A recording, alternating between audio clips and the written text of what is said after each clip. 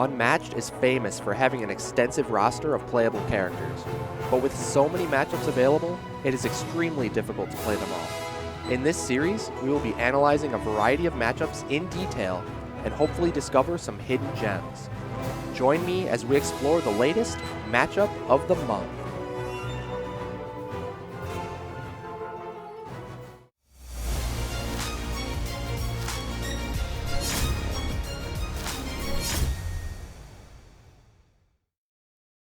If you're a fan of the channel, consider supporting me on Patreon. For as little as $1 per month, you can help me continue to bring you premier Unmatched content. Unlock exclusive rewards by becoming a patron today.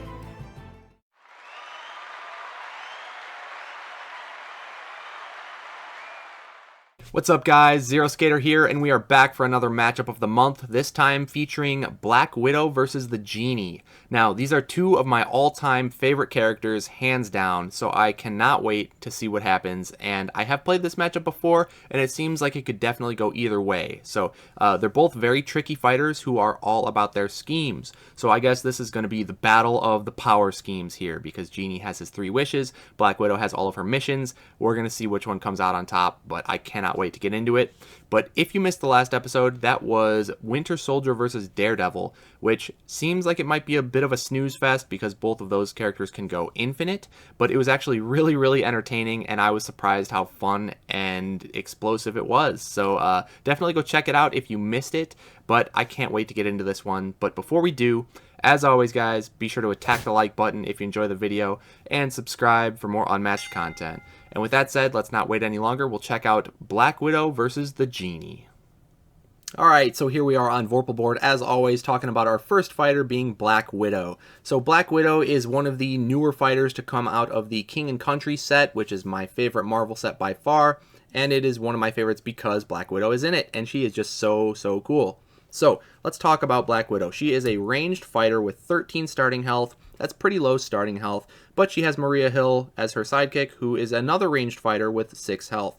So, that seems pretty squishy, but as we'll see, looks can be deceiving in this deck. So, you're a move 2, which is not quite as good as a move 3, but you're double range, so that is very powerful. So the stats are pretty decent, and the ability is mission ready. So before drawing your starting hand, you're going to add the Moscow Protocol card to your hand, then shuffle your deck and draw 5 cards, so your starting hand size is going to be 6 instead of 5.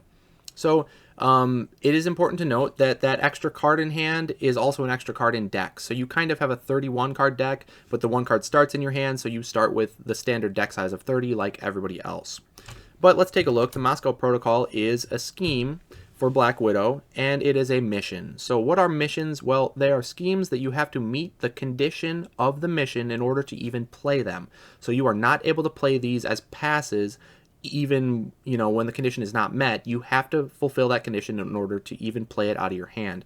And then you're going to do its effect, and then you're going to acquire a new mission. So Moscow Protocol starts in your hand, says an opposing fighter took damage this turn. That's the condition for the mission. If so, like let's say you attack them first action, they take damage, then you can play this, and you draw 1 card and gain an action, and then you're going to acquire a new mission. So it's really not that good of an effect, but what it is a catalyst that will jumpstart your mission chains, because every mission that you play leads into another mission by acquiring them. So what does acquiring a new mission mean? Well, it comes with this extra card talking about Black Widow's missions and how to acquire them. So when you acquire a new mission, you're going to reveal cards from the top of your deck until you find a mission. You're going to add that mission to your hand, and you're going to shuffle the other cards back into your deck. And if you do not have any missions left in deck, you do not acquire a new mission, of course, because there's none to acquire. So this is really cool because you get to chain your schemes into each other as long as you're fulfilling those conditions for the missions.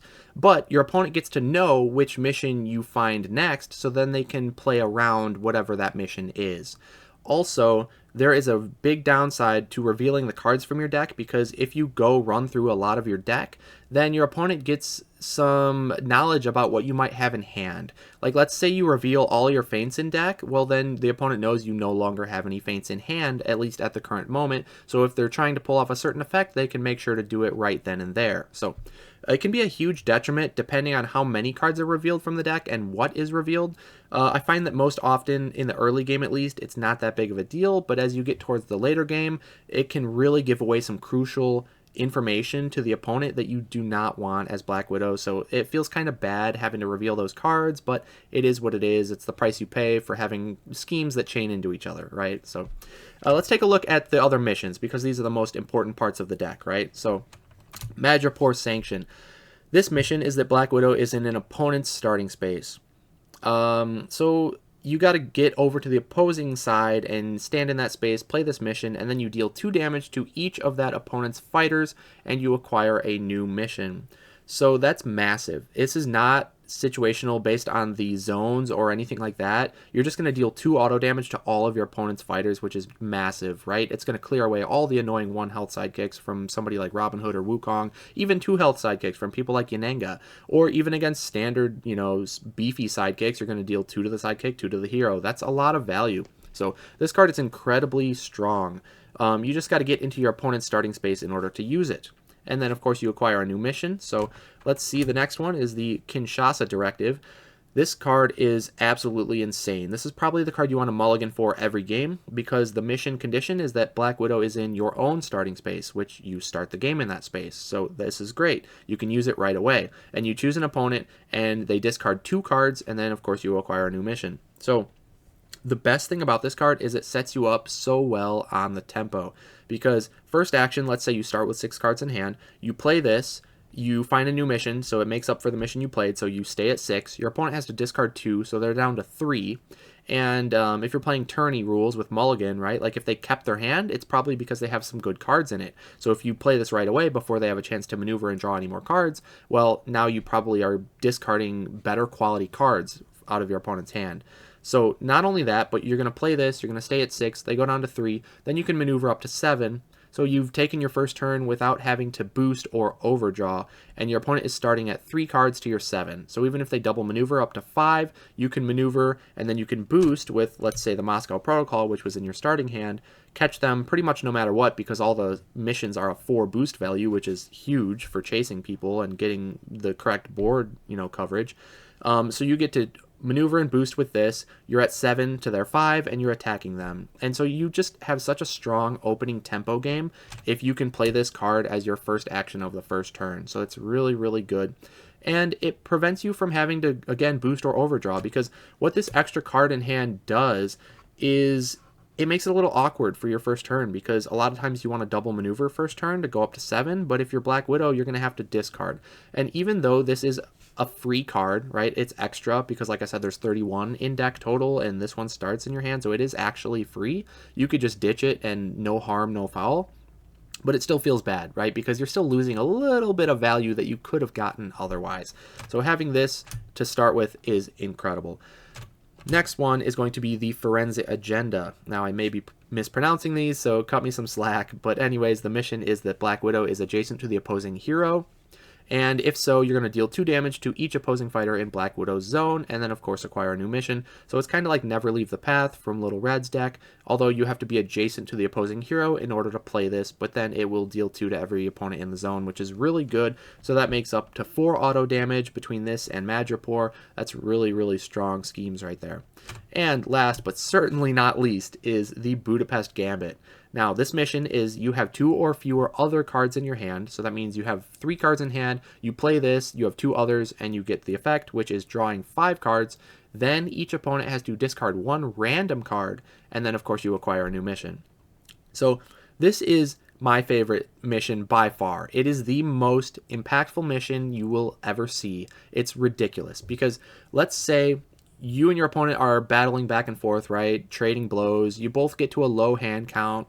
If you play this card, let's say you're each at 3 cards in hand, they have to discard 1 random card. You might discard their key card or their only defense, let's say. So they're down to 2. You draw up to 5, and you also are acquiring a new mission. So that puts you up to 8. And then if you can attack, well, now all of a sudden you're at 7 cards in hand, and they're at 1 if they play a defense card. So your opponent never wants to end their turn within your zone with 3 cards in hand to your 3 cards in hand. That is just like a death sentence. This card is ridiculous. Now, there are games where you're not going to want to play this, but in those games, fine, don't play it and just use it as a 4 boost value, and that's perfectly fine. Like, there's nothing wrong with that. So even though this won't always be used, it won't always be useful, but when you do play this card, it is going to be the most impactful card you could have in the entire deck. So I love this card. It is so much fun, and it just swings a game in the blink of an eye. The tempo can completely change. So the opponent is always going to have to play around this card, and they're going to have to be very careful trying to pressure you down to a low hand count, because this can just change everything. So those are the missions for you. There are 5 missions in the deck. They all cycle into each other. You start with the Moscow in hand, so that can be a catalyst in certain matchups if you know you have to get your mission chain going quickly. Otherwise, you can just boost with it or whatever. It's a free card. 4 boost value is pretty good. Now, the 4 boost value can be a detriment in certain matchups where against people who have, let's say, Ambush, which discards random cards, and you don't want them to discard a mission that's sitting in your hand where you're trying to complete it, because then you're going to bump the Ambush up to a 6 value attack, and that really hurts. So the 4 boost value can be a negative in certain matchups, but for the most part, it's a great thing to have because you can chase anybody pretty much anywhere. And now, Budapest Gambit, I also want to mention, is so deadly, especially in a pin scenario or a corral. A corral being just a pin within a zone, because since you're dual ranged, you don't have to be adjacent to attack them. So as long as you can corral them within a zone, you can just blast them like crazy, and they're going to have to be very careful about Budapest. So that's my favorite thing to do with this deck, is corral people and just blast them. Just go crazy. It's so much fun. But those are the schemes. Let's go ahead and get on into the rest of the deck. So Widow's Sting is the first attack. We're going to see it's a 5 value attack, which is a really strong attack, especially for a ranged fighter. And after combat, you move Black Widow up to 3 spaces. That is huge, right? You can move in, attack, and then move out of their zone, even against another ranged fighter or against a melee fighter. You can just hit and run. And if it's canceled, well, by like a feint, who cares? You dealt 3 damage over their feint. You're happy to trade and give up your movement for that 3 damage, I would say, most of the time. So this card is just almost good in every scenario. It's a very strong card that your opponent has to respect. Another card the opponent has to respect is Widow's Bite, a 4 value attack that says after combat, if you won the combat, your opponent discards 1 card. So the opponent gets to choose which card they discard, but still that's a really, really powerful card in terms of value. So you have to win the combat. So if you do, the opponent took damage, they spent 2 cards because they defended for 1, and then they have to discard another, or they took 4 damage undefended, and they still have to discard a card, which is a win-win. So what the opponent wants to do, obviously, is max value block this with like something like a skirmish. You know, those 4 value defenses are what I call the max value blocks. They're going to want to play those into this all the time so that it's a simple 1-to-1 trade. No damage, no discards, the opponent is happy. And they're going to want to play value blocks into, of course, Widow's Sting, because then you're minimizing the damage you're taking.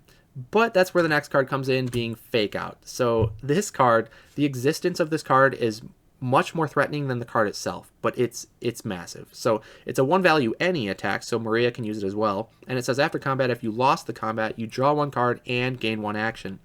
So it's like a regroup where you bait out their defense, but not only do you get to draw your card, but you are going to gain an action, so then you can attack them again. So let's say the opponent is playing their best defense and you throw a Fake Out. You baited out their best defense because they're trying to stop the bite and the sting, and you gain your action. Now you hit with the bite or the sting, and they might not have that great defense anymore. They might not have another copy, and so then you punish them so hard. And so just because this exists, the opponent always kind of wants to take attacks undefended, but you really don't want to be taking a bite or a sting undefended because that is so brutal. It's so punishing. So Fake Out is just an insanely good card. Yes, if the opponent can call it out right, they only take a single damage, and that's amazing for them, but it's so risky for the opponent to do. But because this exists, they're always going to have to play around it. They're always going to have to consider it, and it makes for some amazing mind games on your attacks. So next card is going to be Widow's Kiss, a 4 value defense, one of those max value defenses that I mentioned. This is great, and it says immediately the opposing fighter may not leave their space for the rest of the turn. So that's really good if you want to lock your opponent in place. Like let's say they're attacking first, and then you know they want to maneuver out of your zone. Well, you play the Widow's Kiss, now they're stuck, now you can double attack them for the counter attack. There's 2 copies in the deck, which is not a ton, but it's pretty good. And it is important to note that only the opposing fighter cannot leave the space. So they could still attack you with something like a rending shot and push you out of the zone so that you can't double counterattack them. So there is a little bit of counterplay, but overall this is a very strong card. Next up, we're going to see Widow's Line, which is a 3-value versatile. After combat, you move the opposing fighter up to 2 spaces. Now, that doesn't seem like much, but this card is actually really, really good because it can be a combo breaker. If you're against melee fighters who are adjacent and attacking you first action, you push them away, now they can't attack you again. Even against ranged fighters, you can potentially push them out of the zone so they can't double attack you. So it's a good combo breaker, and it's also good for attacking with because you can push the opponent like farther away to where you got to make an attack as like a pass, and then maybe they now have to maneuver and boost in order to reach you, right? So it's like really good in a lot of different scenarios. It's a very versatile card. There's 3 copies in the deck, which is great. But now the biggest thing, in my opinion, for this card is setting up those corrals that I mentioned. So if you're able to attack them first action and move them 2 spaces into a spot where you can pin or corral them, and then you maneuver in as your second action, and now you're sitting there very threatening because they can't move away, and they have to make a choice of, okay, do I just double maneuver trying to draw defense, or do I try to fight through this pin or corral? In which case, you're pushing the hand counts of both players down because you're engaging in combats. And as soon as you get down too low, Budapest is going to turn everything around on a dime. So this is amazing for setting up those pin and corral scenarios. Also, it is the only way that you're going to move people off of certain spaces if they're trying to camp them, right? If your opponent is camping their starting space to try to avoid the Madripoor, if you can move into their zone and end in their zone, well, now you might be in a situation where you could attack them as your first action with Widow's Line, push them off the space, and then maneuver onto the space as your second action, and now they have to try and get you off of that space. So it's kind of like a tug of war in a way with this card and the spaces that are being camped, which is really interesting. The opponent also has to be very careful if they're camping a spot.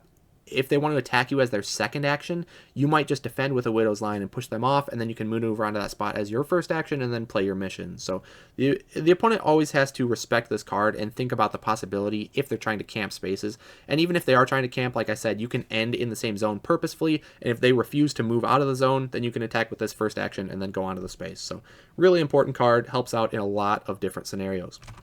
Next card's going to be Caught in a Web, 3-value versatile for Widow. During combat, you cancel all after combat effects on your opponent's card. Super, super cool card here. It's a situational cancel, right? It's a 3-value feint in a way, but it only cancels after combat effects, not all effects. So I just think this design is super cool. It makes for a lot of like skillful plays where you can try to call out a certain card and cancel it with this. And it's just super fun. I really wish Spider-Man would have had this card. It would have been perfect thematically, and it would have worked in his deck great, but oh well. It's great for Widow because also she has 3 standard copies of Feint, so that makes 6 potential cancels in Widow's deck. Of course, 3 of them are only after combats, but certain decks like Bruce Lee, that's all you really care about is canceling the after combat, right? Because all those Jeet effects, the gain actions, and the extra effects on them are all after combat. Or things like Daredevil with Devil of Hell's Kitchen, that's how he's going to cycle his deck. Caught in a Web is just 3 extra feints for that, and that's amazing.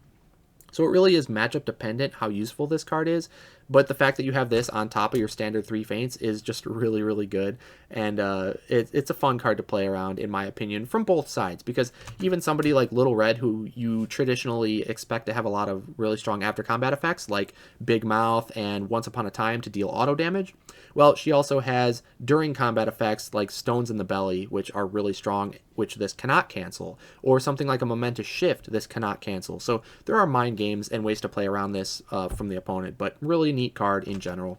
And then let's move on to our first blue card, being Double Identity. Now this card is insanely good because it's an any. It's a 3-value block, and it says immediately Black Widow may swap spaces with Maria Hill, and if you do, the other fighter is now the defender. So this is how you are able to get the damage dispersed onto whichever fighter you need it to be to fit the situation, and that's why your starting health is not really 13 and 6, it's almost like 19. The opponent almost always has to get through both of your fighters in most matchups and on most maps. So Double Identity is just huge, and the fact that Maria can play this as well is amazing. It's because under Achilles' Helm, if you try to kill Pat, for whatever reason, if you want Pat dead, Pat can't defend very well because Helm only swaps Achilles into Pat, not the other way around. So Double Identity can go both ways, which is insane, because Maria is so insanely valuable that they always want to go after her quickly and get her out of the way, but then you can just swap Widow in to take the damage instead and keep Maria perfectly healthy. Now, the reason Maria is so valuable and they want to get rid of her is because of this card, Acting Director of S.H.I.E.L.D. This card is one of the best cards in the game, hands down. This card just does it all. It's a 4-value versatile, which is already insanely good. There's 3 copies in the deck, and this is for a sidekick, and most sidekicks can't value block for 4 like this.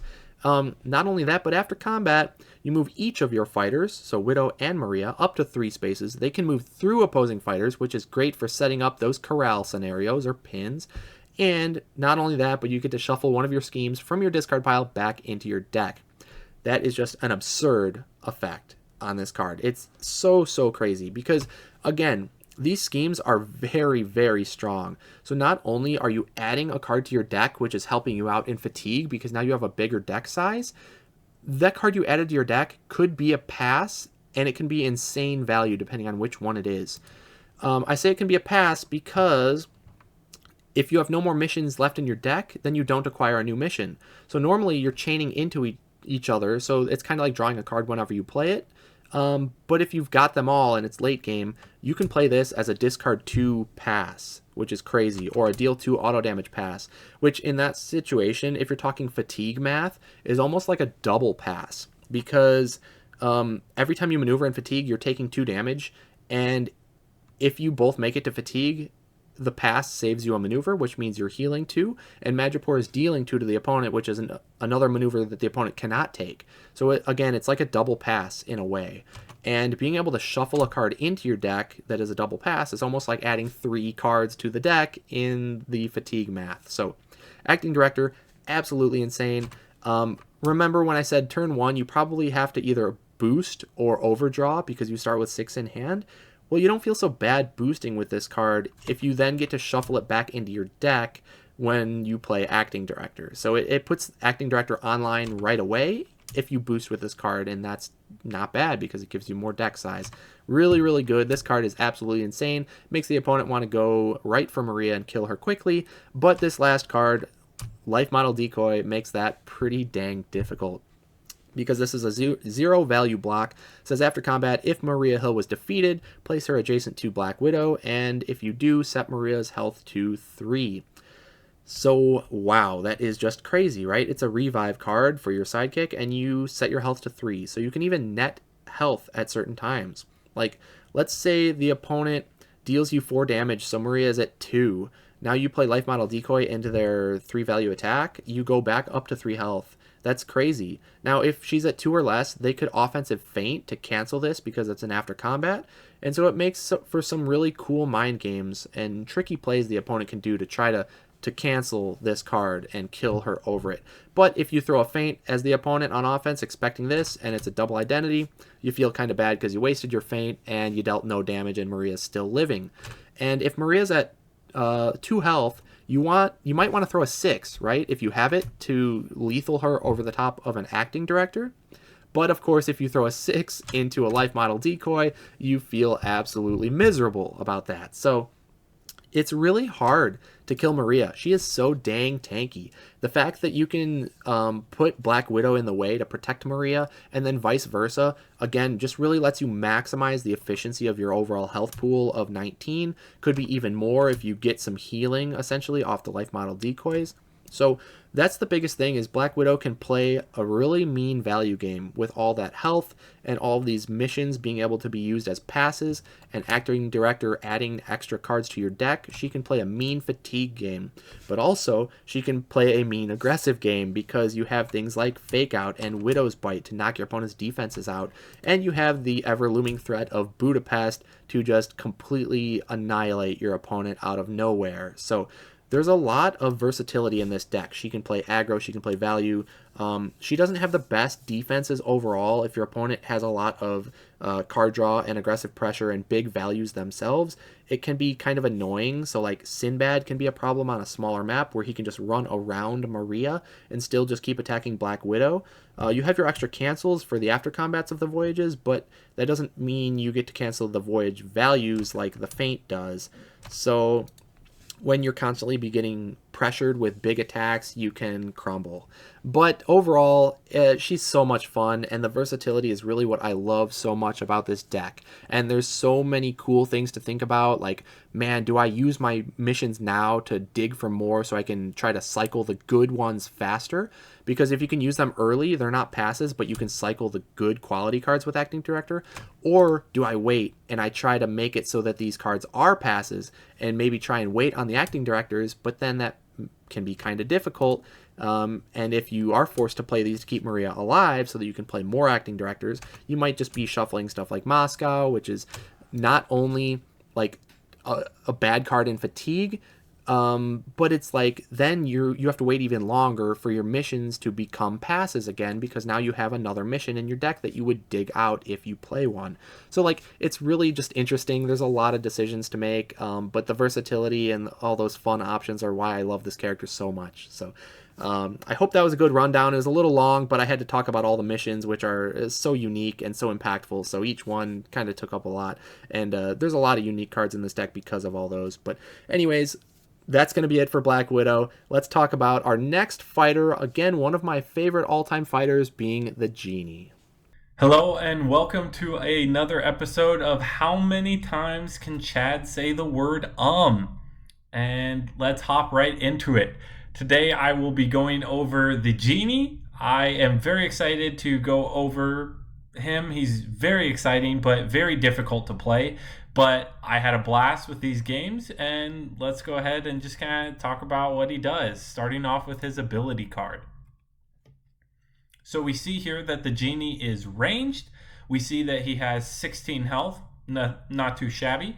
And we see his ability here, Infinite Power. And I believe this was the first set that started naming the special powers of all of the fighters. So very cool to see that here. I believe Houdini's was Escape Artist. That is the name of his ability. But we also see that the Genie is move 3, and Infinite Power says that at the start of your turn, you may, optionally, discard one card to gain one action. And then we see the most important part. The Genie says, "What wouldst thou have?" So not too shabby. Move 3 ranged is quite good. We see that on Muldoon and Medusa being extremely good. I think that's about it for the move 3 ranged. Now we do have some unique fighters with like Bullseye, who doesn't really count there, but yeah, pretty solid there. But unlike Medusa and InGen, he doesn't have any of those pesky 1 health sidekicks. So for him, it feels a lot better, in my opinion. Now, I was trying to figure out the order to talk about these cards, and I think it just makes sense to go ahead and start off with 3 Wishes, because it is such a critical card in this deck that there's not really a reason to go through this deck without first just kind of setting the stage, one might say, with 3 Wishes. So here we have 3 Wishes, an amazing card art. I love this art. And we see that you gain 1 action, so it doesn't really cost anything to play it. And then you can either draw 5 cards, or for the rest of your turn, your cards' values are 4 and cannot be changed, or each opponent discards 2 cards. Now, since we are talking about 1v1s here, it would just be the one opponent.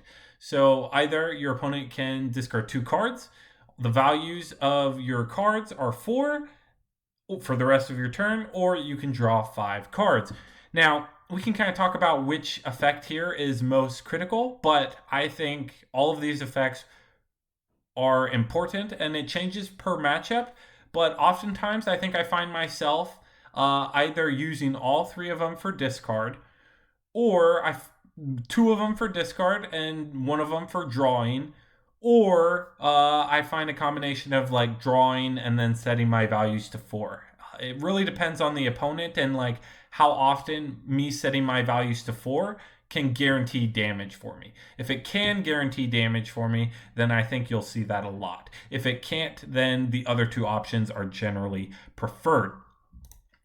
Now, I kind of set it up here to go from that moment to talk about all of his red cards, then all of his versatiles, and finally his blue cards. We see that He's got 3 schemes and 5 blue cards. So he's got 8 cards that he can attack with. However, the wishes, incredible card, right? That's not something that you're like, oh no, I can't attack with that. And the other cards can be discarded for the extra action if you want. So all of his cards are kind of useful throughout the whole course of the game. So that's kind of a unique thing that we have here. But anyway, besides that, he's got 22 cards that he can technically attack with, which is a ton.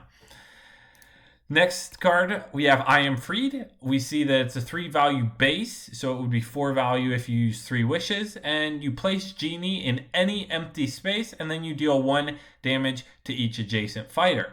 So versus Black Widow, we would see that maximum he can get would be kind of 2 damage from the placement effect, but against 1 health sidekicks, you can definitely see how that is beneficial. But I Am Freed is a great card because Black Widow also has some effects to move and push Genie away.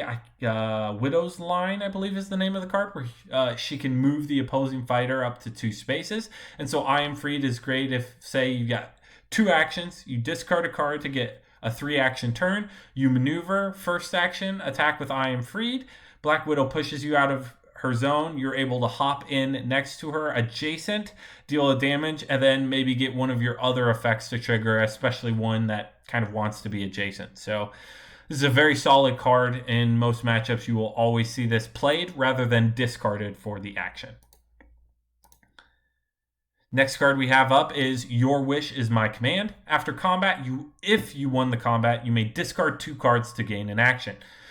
This is a pretty cool card, but as you'll see, it's pretty pricey, and you're often not winning combat as a 3 value attack. So when are you winning combat? Well, you're winning combat if they have no cards in hand. So if you can manage that, that is the way to go. But you'll note that Genie can actually do that more than other fighters. So it is definitely possible. But in other scenarios versus some fighters, you might be able to win the combat if this is a 4 value attack. So you might want to use the 3 wishes before using this. It definitely depends on the matchup, but I think we could see this used potentially against Maria's Revive, where, if he wants the extra action, he can take it. But for the most part, you will see this kind of attacked without the effect being used, or you will see it discarded for 3 actions. I kind of see it used kind of 50-50 for either of those.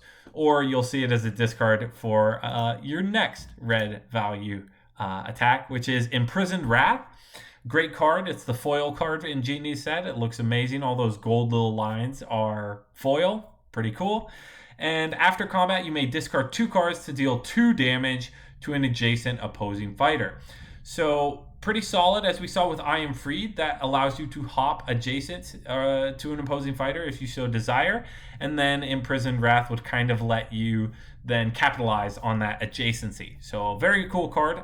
I see this card, the effect, used more often than the previous card we just looked at, because it's unconditional upon winning. Now, it is conditional upon your opponent being adjacent to you. So you can kind of see the differences there, but it can also, you can kind of get some tricky stuff where, let's say Maria and Black Widow are adjacent to each other. You could attack Maria and then discard to damage Black Widow. So there are some cool things there with how it works, because it deals the damage to any adjacent opposing fighter rather than the specific one.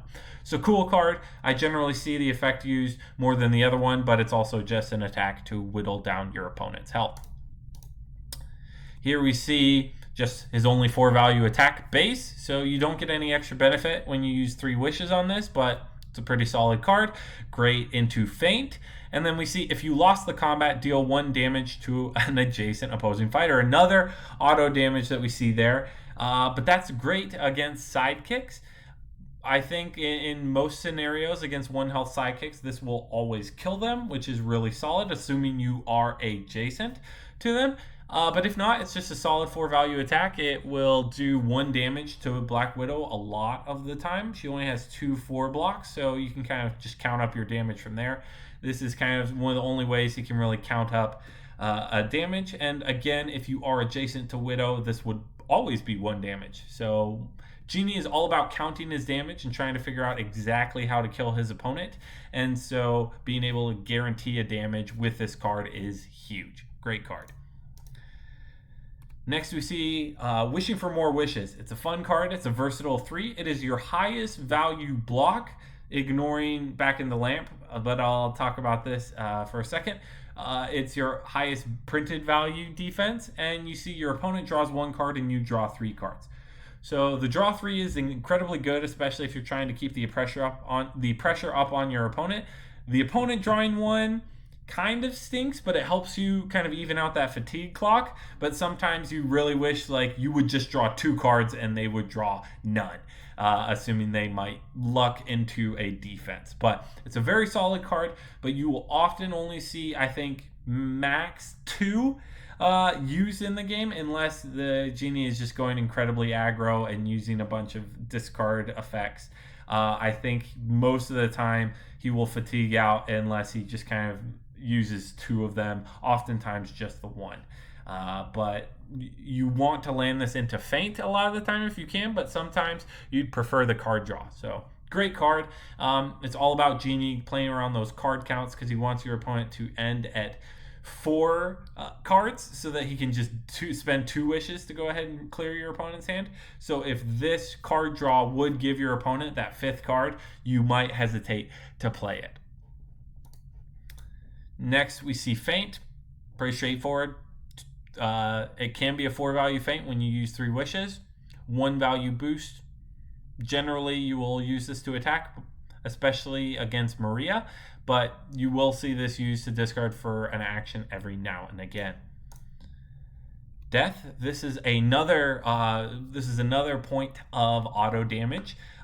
This says you may deal 1 damage to an adjacent fighter. Now, Maria, Black Widow, which I'm specifically talking about Black Widow because that is match of the month, but I will let you guys figure out exactly how these cards can interact in other scenarios. But both Genie and Widow are ranged, so you're not quite sure how often you will get this adjacency triggering, but you want it because this triggers auto damage, which is great. Now, I think I have a card hiding behind here, but there are actually 3 copies of I Grant You Death. So it's a pretty solid card. 2 value blocks, so not quite as high as you want, but it's a very solid card, and it's a solid attack as well. We see one of his most important combat cards, if not his most important combat cards. I've made Sultans out of less. Look at your opponent's hand and choose a card for them to discard. So now we see if you max discard out of 3 wishes, that's 6 discards along with 2 chosen discards, assuming it's not fainted. That's incredibly good. That's just a ton of discards. And so what I like to do with Sultans is I only like to play Sultans if I'm playing looking for an opportunity to start comboing my opponent, I will only play this on defense when I have 3 wishes. And so when I do, I will often take a look at my opponent's hand and say, okay, does my opponent have a ton of defenses? If so, I will just use my wishes for discards, and I will just kind of remove all those defenses, then kind of play the long game, removing all of the rest of their defenses, and then just gain some undefended attacks in for the win. That's what I like to do with Sultans. If I see a handful of kind of garbage and a number of attack cards that I don't really care about, I will knock out one of their few defenses, and then I will use my wishes to combo. So I will use my wishes to draw 5. I will use my wishes to maybe set values to 4, depending on what I saw in my opponent's hand, try and gain those extra actions, stuff like that. So to me, this card is critical because it gives you the hand information to decide, okay, do I pull the trigger and go aggressive, or do I back off and play the slow game? Incredibly good card. Next, we see this is no parlor trick. The value of your opponent's card is equal to its boost value. Now, we see that it's not optional, and it is a 1 boost. So against Widow, it's a pretty solid block against Widow herself because I believe her 5 value attack and her 4 value attack are both 2 boosts. So you'd only take 1 damage if you use this defensively. However, if you do use 3 wishes, bump this up to a 4 and then attack, I believe it is 1 damage no matter how you cut it, at least. So pretty solid. I really like this card, but it is a garbage card in a number of other matchups and such. So you'll often see this discarded for just your ability or for one of your other effects. It also is one of your few 2 boosts. I mean, you do have a number of 2 boosts, but you also have a number of 1 boosts. So this card is critically seen as a boost value if you need it to be. Speaking of cards for actions, we see Prisoner's Torment. Draw cards equal to the amount of combat damage you took. This is just a hand refill. Generally, you will see this to kind of just aggress your opponent if you're playing the aggressive game. However, you'll see that it is a 2 value boost, so that is huge. And you can discard it for your ability again, as I mentioned earlier. So very solid card depending on what you are going for. If you are looking to combo your opponent, it's huge. It's really good in matchups like against Winter Soldier, where you're just trying to use ability like every turn. And if he attacks you with like a 6 value attack, you're fine taking the 5 damage, refilling your hand, and just, again, constantly aggression. Against fighters like Widow, you might need this for the card draw, but against somebody with such a good value game, probably not. You're looking to use this for your ability or boosting. Finally, we see arguably a really good defense. I don't think it's actually arguable. It is a very good defense. Back in the lamp, and it's immediately the Genie recovers 4 health. So if your opponent attacks with anything less than a 4, you will be netting health when you play this card. It's an incredibly good effect. It cannot be feinted. Again, it's immediately, so the feint would do just 2 damage, and you would net 2. Very good. But there is a point. It only is really super useful when you are at 12 health or below. So since your opponent is aware of that you won't be playing this before then, you kind of want to get this online as soon as possible. So you might not play your highest value defenses if you have a choice between if you have a choice between, I don't know, no, that's not a good argument because wishing for more wishes is a great first defense to play. But anyway, you want to get down to that 12th health threshold if you have lamps in your hand, because you want those to just be a safe defense to play. Now, finally, I just want to stress, when I play Genie, I don't think Fatigue Genie is the way to go. It can definitely be done, don't get me wrong, but I think in the previous tournament, it was attempted a number of times, and it was only pulled off a handful of times, maybe less than 5 from a quick poll that I took. Now, what does that mean? Does that mean everybody's playing Genie wrong?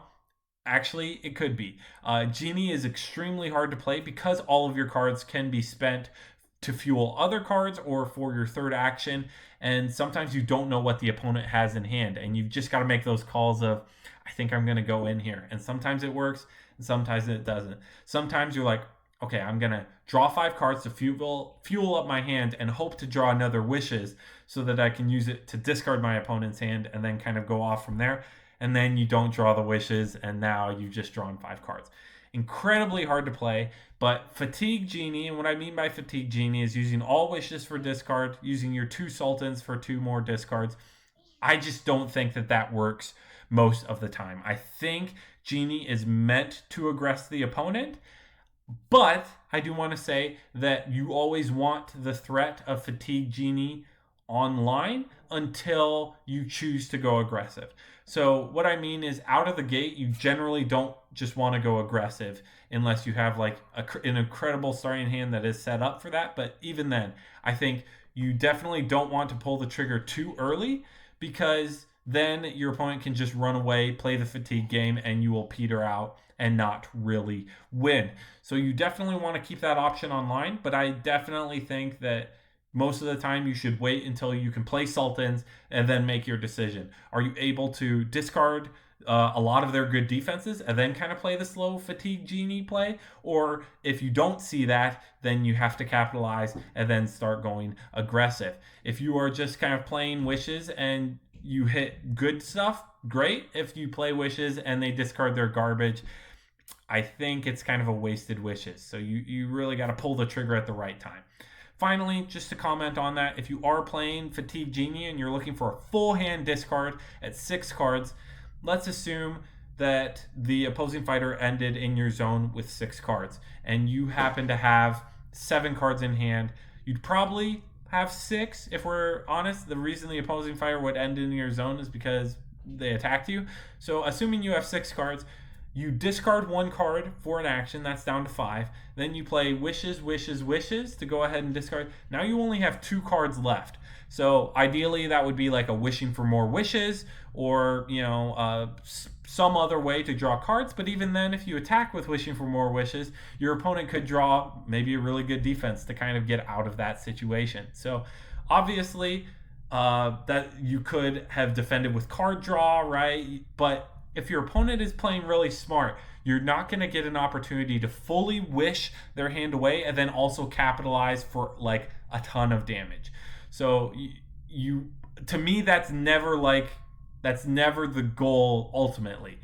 Ultimately, you should just be playing it by ear and being able to switch gears and being like, okay, if I know my wishes are going to discard a ton of your defenses without me having to attack you, great. If I'm not able to make that call at some point, then I think you've just got to pull the trigger and aggress her out. That's my personal opinion, but we'll see how it plays out in Matchup of the Month. Again, I love doing this, so thank y'all for watching and tuning in to Zero Skater's YouTube channel, and I will see you guys next time.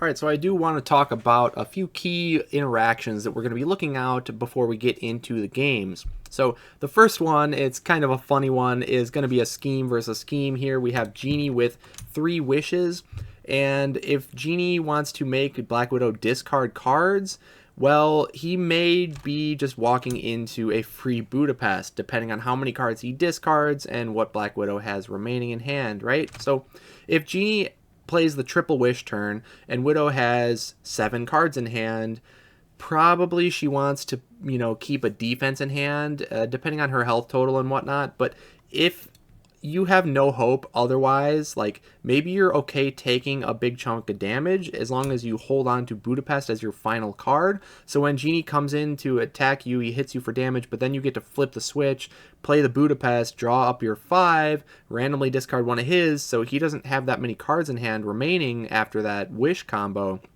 And maybe you can then aggro him down from there, because now you don't have to worry about the threat of the wishes.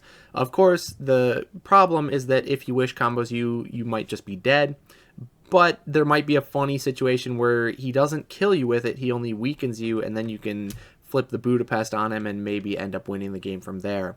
Not only that, but if he decides to use wishes without 3 of them at a time, so the full 6 card dump, then if he just uses them here and there just to avoid overdrawing or awkward situations, again, you just might be helping Widow get down where she can Budapest. And then if you're holding any wishes in hand when she plays Budapest, you risk them getting randomly discarded. So that's pretty risky. So I don't necessarily expect to see this happen, but it definitely could given the right game state, and it would be really funny if it did. But I think both players are really just going to have to play around these schemes very carefully, because these are the most powerful and game-changing schemes, I think, in the entire game. Okay, next up, I want to point out the offensive caught in a web, because a lot of times something players like to do against Genie is throw offensive feints, offensive cancels, right? Because Genie loves to defend with things like wishing for more wishes, where that's going to give him big hand advantage by drawing 3 where the opponent only draws 1. Or, of course, I've made Sultans out of less, which is an insanely powerful defense for Genie, because he gets to look at your hand, rip out your best card, and then it's going into his turn, so then he gets to have like full hand knowledge on what he needs to do, and this can help set him up into the perfect wish combo turns. It's just an insanely good card. Or, even if Genie's playing the value game, ripping your opponent's best card out of their hand is just crazy. So Sultans is often used as a defense, and so players like to catch that off guard. And something like Prisoner's Torment can also be a huge swing by giving Genie a huge hand advantage and getting the tempo, so that he can just put the pressure on you and be aggressive the rest of the game. So with all these things, I mean, even I Grant You Death deals an auto damage, right, if you're adjacent. So Caught in a Web is an amazing card to throw, because everything that Genie wants to defend with is an after combat effect. The only thing that's not is Parlor Trick, but who cares about Parlor Trick? And yeah, so Caught in a Web just gives you 3 extra feints that you can use that are even better, because the only punish, of course, when you're attacking Genie with an offensive feint is him playing Lamp on defense, because then your feint has nothing to cancel since Lamp is immediate, so Genie gets to heal 4 and then only take 2 from the feint, so he net heals 2 health from that interaction. At least Caught in a Web, if you get punished by the Lamp defense, Genie only heals 1 net healing instead of the 2 from an offensive feint. So Caught in a Web is going to be really good to negate all of these powerful defensive effects that the Genie has. And of course, Caught in a Web will also cancel all of his after combat attack effects. So really, this card is amazing in this matchup and much better than Feint in pretty much every situation. And then speaking of Lamp, I just want to point out how scary it is for Black Widow to attack into Genie with a Fake Out.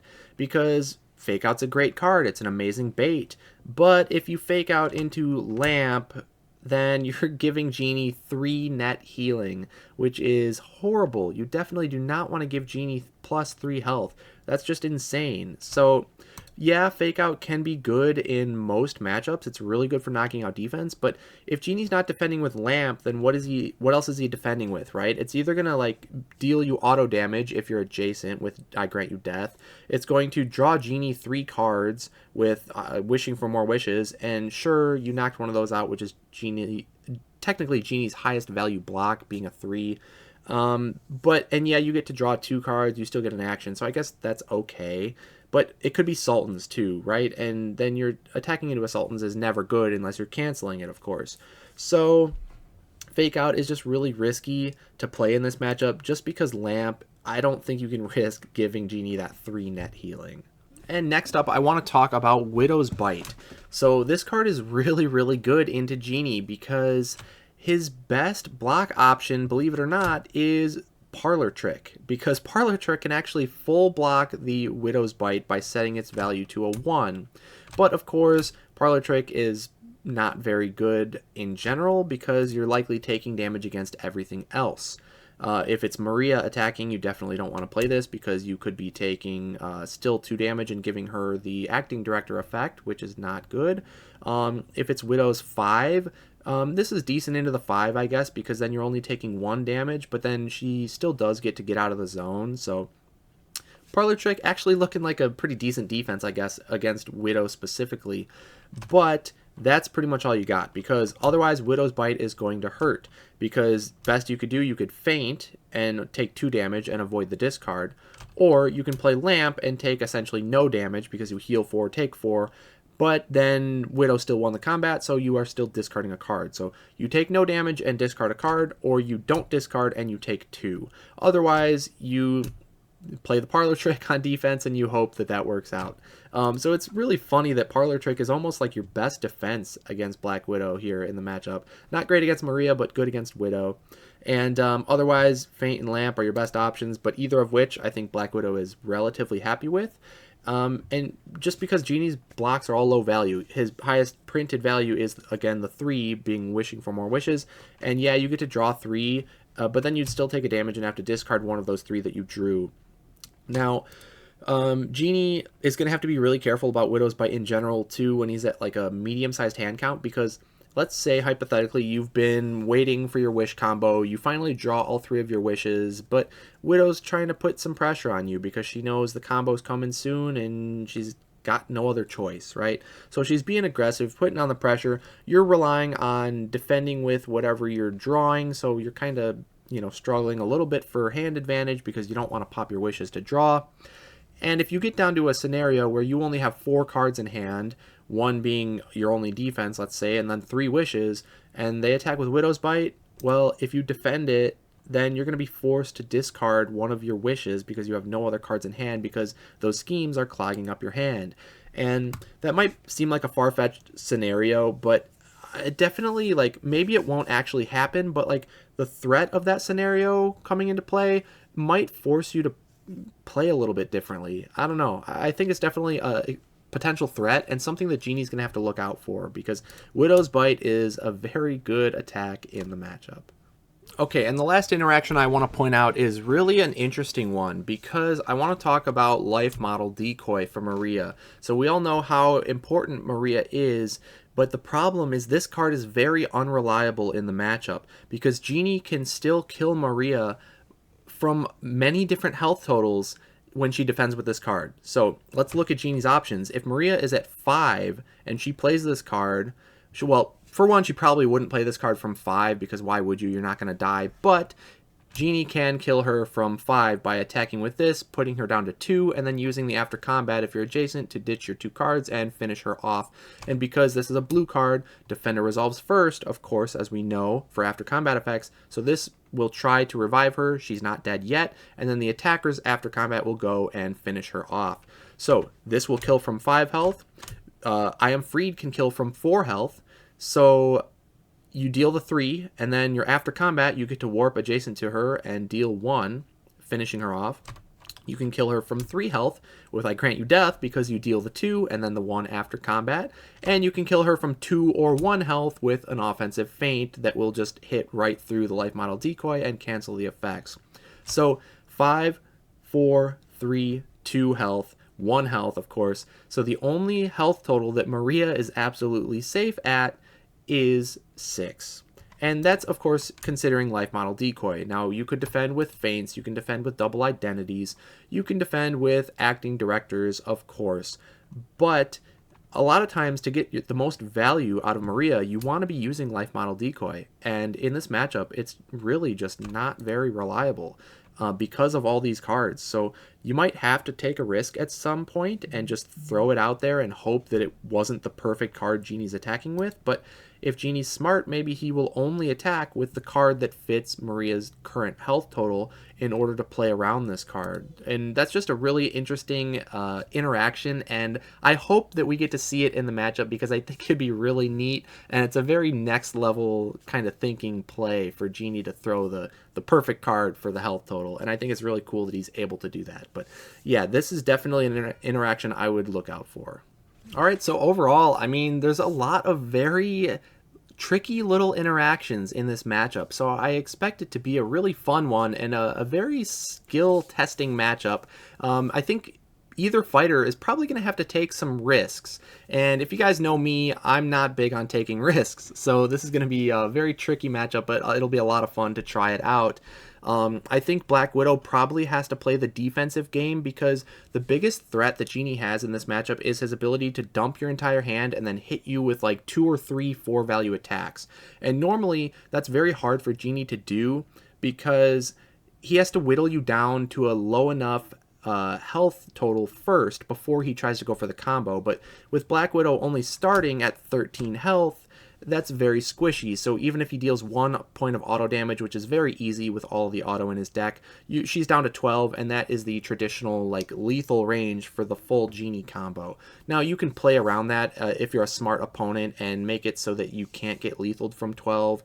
But again, Genie can just kind of whittle you down a little bit more, get you down to 8, and all of a sudden then it's very easy for Genie to finish you off because he can dump your whole hand, use an extra action, maneuver into your zone even, and then hit you twice, right? So if you're not constantly sitting at a 7-card hand, then you might just die to 2 4-value attacks as lethal if he's got the Triple Wish combo. So it's very threatening being such a low starting health, and with his move 3 and ranged ability, Genie might be able to get through Maria, or get around her rather, very easily, but even he might not have to get around her, right? Because Maria might just die off just through regular combats during the game because her defenses aren't as good in this matchup because of that Life Model Decoy thing that I talked about. So maybe Genie just kills Maria, and then Widow's going to have a tough time ever finding an opportunity to approach and go for an attack for fear of the Triple Wish combo. So I think Genie probably has the advantage, maybe a little bit in the matchup,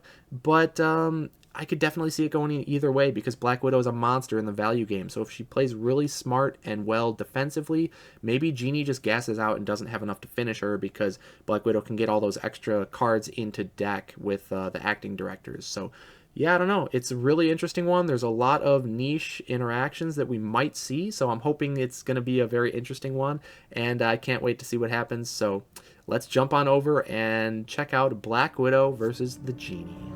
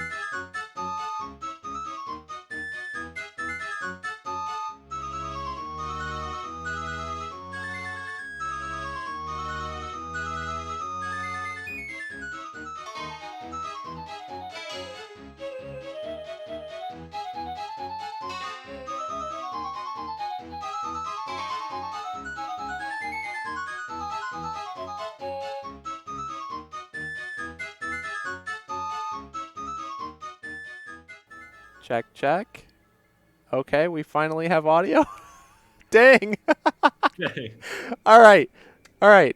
Apologies to everybody.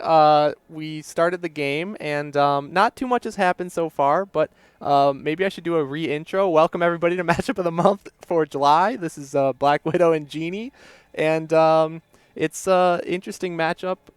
Our brief summary of what we talked about is that Widow probably has to play value because she is very prone to getting comboed by Genie, starting at only 13 health, and the traditional Genie did, dump your hand, hit you with 3/4s combo, deals 12 damage. So very easy to kill Widow. And yeah, I thought we had audio this whole time, and apparently not. So sorry for that, but we've started the game here. I can keep the footage, so we don't lose that, but you just miss our banter and whatnot, of course, which is always top tier. So Yeah. I know Yeah. everyone's going to be very sad about that.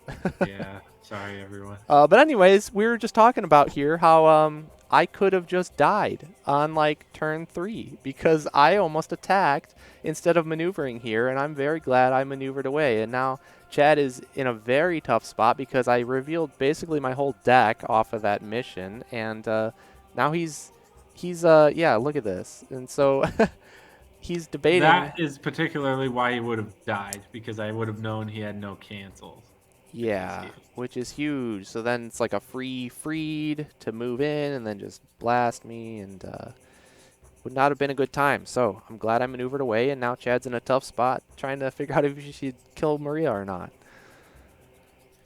Yeah. So I guess maybe I can ask for your professional advice later. I just feel like you're going to play the value game. So I really don't want to discard for ability or like discard and boost too often, I think, because Right. that's just losing a ton of cards in value.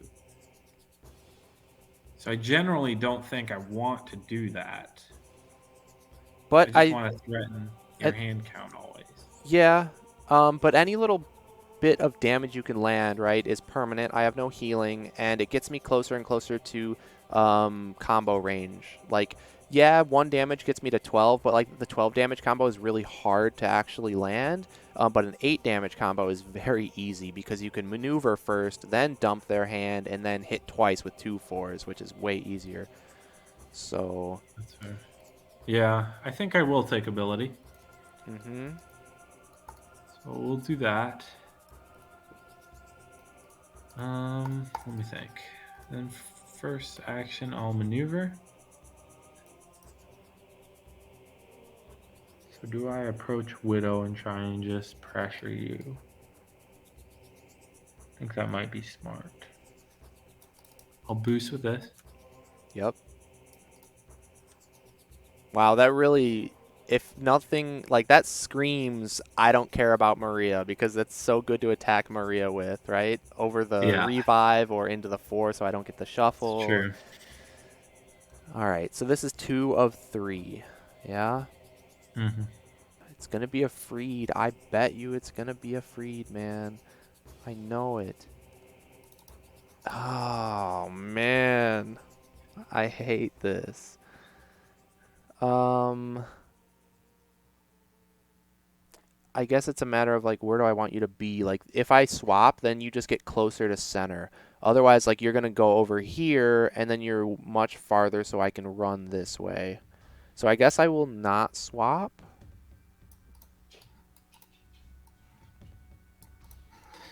Itch for 1, Yep. and I will attack you. Last action. Mm-hmm. You only have 4 in hand. I'll take it. Oof. Wow. Tough choice because I don't think I discard here. yeah, I don't think so either. I wish you did, but probably smart. Oh boy. All right, it's my turn. Mm-hmm. And knowing you most likely don't have these is pretty good for me. Yeah. You have way too much knowledge right now. I don't like it. Holy cow, yeah, no joke. But also, I feel like I have to like pressure you now while I can. You can't possibly get to blue if I get over to blue, though. That's the thing, is like, do I just run to blue? But, like, I'm at 6. There's no way. So, I think I have to attack. Um, let's attack. First action. This could be a fake out, but I think I'll just do this again. Dude, come on. Ugh. Alright, well, thanks for the card. Yeah, no worries. I really desperately need it at this point. But now I have no punishes over lamp, dude. That sucks. Let's go 1, 2, 3. And then I will maneuver second action. And boost with a worthless fake out that I could have thrown. And we'll go 1, 2, and 1, 2, 3. And now I believe... Yeah, your turn. Let's maneuver. I knew Yeah. this is why I'd hate this map. Yeah, I guess so. I didn't think about that. But yeah, blocking the bridges. That's the thing. Let's attack Maria with this. Let's take. Oh, it is Sultan's. Dang it, dude. Ooh, the damage schemes. Oh, Ooh. you better be careful, buddy. You're going to get in lethal range. Yeah, I think I just want to get rid of your defense. I think If I that's had been about able to right. reach you, I totally would have, because I knew that there's max only 2 defenses in your hand. And you continue with the knowledge train, dude. This is crazy. I guess you discarded a card for me, and now I can double maneuver. That's nice. You're welcome. Yeah, let's do that. Let's maneuver. Where does Widow go? Let's maneuver again. We'll do that. You're up. I'll maneuver. I shall boost.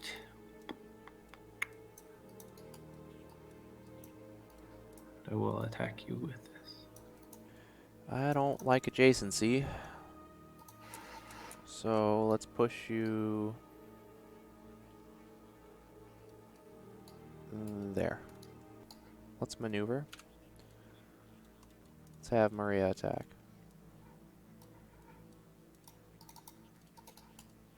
Ooh, hoo, hoo. Getting that damage. You better watch out for the auto damage. Alright, your turn. No ability. Really wish I threw a fake out there, though. It's like every attack, I want to throw it, but I'm like, what if he takes it? Or what if he lamps? Let's attack Maria. Oh, no. Oh, no. Oh, no. Don't tell me you have the other one. I'm going to get mega punished, aren't I? Oh, my gosh. Dude. Oh, my gosh. I knew it. I knew Top it. deck of a century, Are you dude. kidding me? You top decked that? Amazing. Oh, my Holy cow. gosh. Well, I lose now. Let Oh, me my just think gosh. about if I want to go here or not. Oh boy. Yeah, that's true. Like you do put me down to 8, which is like great range, but you don't want to probably get double attacked at this point. Yeah, I think I'll go here, actually. Ugh, I I do want knew Maria it. dead, obviously, but I was like, that's the only card. The only card that does it. All right, because, well, for the viewers, because right? these were So, both so gone. I take 3 in combat, and then my after combat does nothing because I was not defeated, and then he pops over there, pings me for 1, and Maria's dead.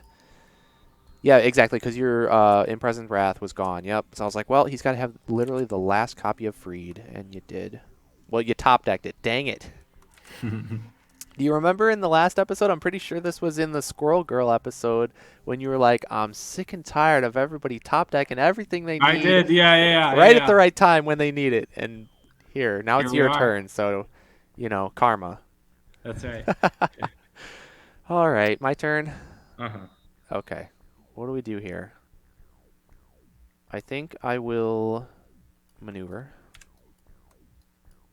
I think I gotta like, it's so scary because it's like I'm looking at your hand. I'm like, wow, 4 cards. I gotta like put on the gas here. But that, you know, could be very deceiving. You could just pop a wish, draw 5, and then all of a sudden I'm dead. So I got to be careful with that. But I feel like if I play it too slow, you will be able to just kill me at this point. Because I'm so low already in health. Because I had to take an undefended hit, that I think I have to go in and just play a little bit more risky. So let's do in maneuver 1, 2. Let's attack. Take it. Ooh, that was not the fake out. I don't know if you even care, though. You might just blow up on me here and I die. So we'll see what happens. You're up. So the thing is that I actually need to worry about is nothing. No, is Nothing. dying here. You have 4 auto damage left, but you don't have any 5s left. So my lamps are guaranteed to keep me alive. The question is, do I have those? Right. So if I go here, you can. Well, wait a second. Budapest, you probably don't want to play anymore. But the other voyage, or not voyages, The the other things you voyages. probably do 1, 2, 3, 4. Ah, you can get to red there. 4. And the other one is what? The auto, which is your starting space right here. I think I use this to draw 5. Yes. I mean, it's not great for me, but any wish that is used here is better than you chucking all 3 of them and comboing me. So It's true. 2 might still be enough to combo me, though. That's what I'm afraid of. But yeah, I do think that was the right call. I think you gotta. I think you're in a I'll rough attack spot you. otherwise. So 1 of 2, yeah? You didn't take Mm-hmm. ability, so you'll have 1 more action. Let's hope that does it. All right. So I'll take the 1 and I will push you back. 2. Yeah, I'll push you there. Gonna maneuver. I'm good.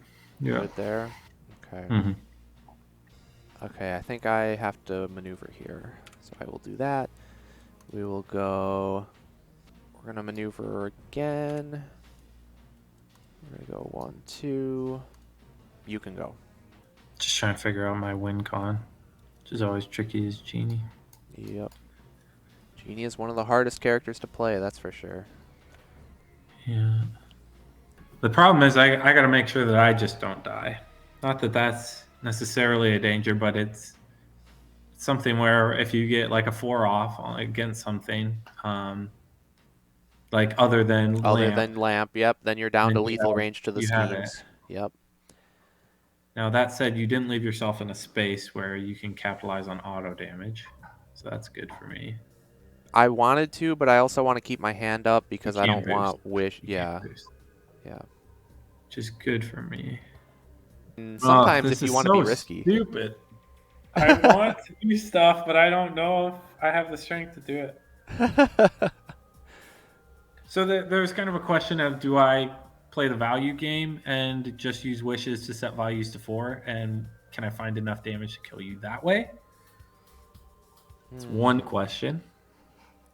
Yeah, I don't know The about answer that is one. maybe, because a parlor trick is always 2.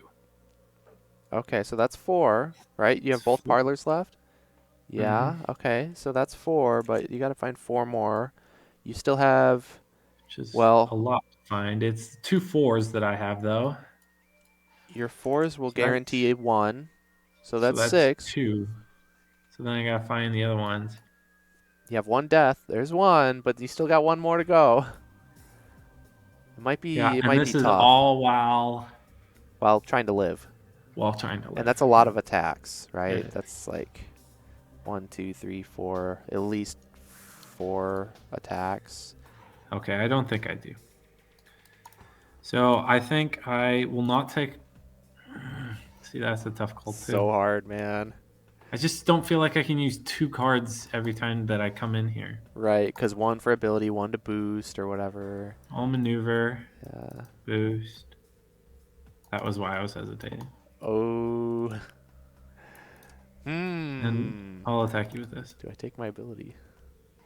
He says no ability, but you are boosting, huh? So this is your last action. Yes. All right. So I will take the 1. You can only make me discard 4 with the wishes. So yeah, I'll maneuver. I'll maneuver again. Yeah, I'll go there and it's your turn. We'll ditch lamp for ability. Okay. I think that's the right call. Let me think about that real quick. No, it's not. Sorry, one sec. We'll ditch faint. Okay. Maneuver.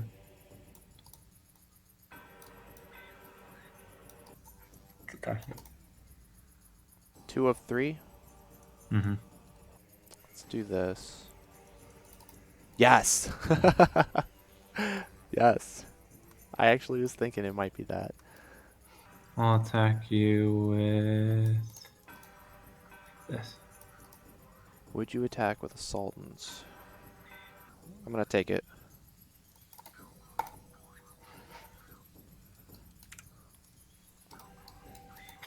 Didn't That's have a one of the perks of choice. killing Maria early, right? Yeah. You're up. All right. That could have been worse. I will maneuver. I don't think I can afford to play my scheme here, right? Because then I can't even boost with a 4 out of single maneuver, so I have to just maneuver. Then I will maneuver again. And let's boost with the Maria card that you know I have. 1, 2, 3, 4, 5. And you can go. Where are all my feints? I didn't find any of them in time for the Sultans. That's right. That feels bad, man. I'll maneuver. I'll maneuver again, and it'll be your turn. Oh, I wish I would have gone here last turn, then I could single maneuver and do the 2 auto. But then it would have been a 4 I would instead of a attack you. 5. So yeah, that's why I went there. But now that you double maneuvered, I'm like, oh, I wish I would have done that. Okay. I'm going to maneuver. Oh wow, I forgot. If I had inverted these two, I would have won. Yeah, because you would have got my. You would have I found would have out you gotten had them to no activate. defense. Yeah, that's why I was very happy to see this. I like legitimately, I was so happy, and that's normally never the case. You're never usually like, oh yes, I played a 4 into this crap card. Like normally it Yeah, feels bad because you wasted your 4, but I was very genuinely happy. that's funny. um, so I maneuvered already. Did you mean to end here or no? Did No, you this is want the the move full spot, center? right? This one, because brown. Oh, If you thank you. meant to Yes, go I did. there, okay. Um, I guess I'll maneuver again, and I will card, and it's your turn. Let me think. I take my ability right now. Okay, is that the first lamp? Yeah, wow. I'll maneuver. I'll set my values to 4. Yep. Here we We'll attack you. go. You have 2 attacks here, 2 actions left. Mm-hmm. And your values are 4. So I have to worry about Parlor Trick. That sucks. We'll go with this. Ugh, yeah, so I take 2. Mm-hmm. Brutal. Alright, I will attack you. Well, now I can throw this safely. Not safely. Oh, come on! That actually would have been great for me. Oh my gosh, dude. Okay, so... Crap. You have a 4 that can deal 1 guaranteed. You have death that can kill me guaranteed. Oh boy. Let's do the mission. Deal you 2. I forgot about my discard mission. That could save me. Let's maneuver. And do I end here to threaten that mission? Or do I boost just to make your life harder? I mean, I just feel like I gotta hope that your wishes is the very bottom card, but I'm gonna boost just to make your life harder, I guess. We'll boost with Budapest. 1, 2, 3, 4, 5, and 6. Okay. And your turn. So I could just try and double maneuver and just make sure that I have a solid hand. This is actually scary though. Mm-hmm. Problem is I can't get to you without a boost. So if I take action and maneuver boost, I only have 2 cards left. But then you have 2 actions. You could attack twice. Or you could take ability double maneuver and then just attack once, and that's like boosting, but you're a card deeper in your deck, but you also get to see an extra card. But then you go 1, 2, 3, 4, 5, 6. Oh, 1, 2, 3, 4, 5, 6. Oh, you can't get there. That's kind of good for me. Yeah, there was nowhere else I could go out of your single maneuver range. Okay, I will take ability. Mm-hmm. I'll maneuver.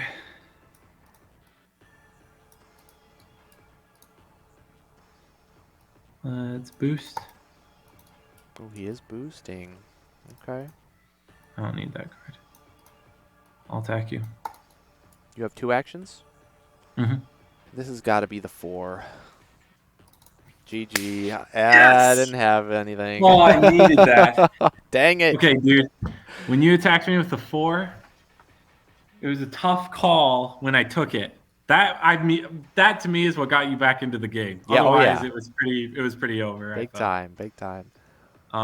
So this is what I had in hand. Oh my gosh. You had the triple. So if I don't take it and I defend with this and it's your 4, I Oh, you have to have to discard a wish? discard Wish. Oh, and it was the 4. Oh my But I gosh. couldn't. I had to risk it.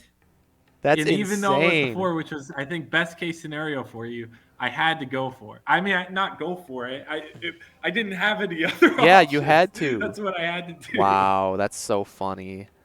So But honestly, I hated, not hated, because if you did go in, I would have comboed you and you would have died. yeah, So hated is the wrong term.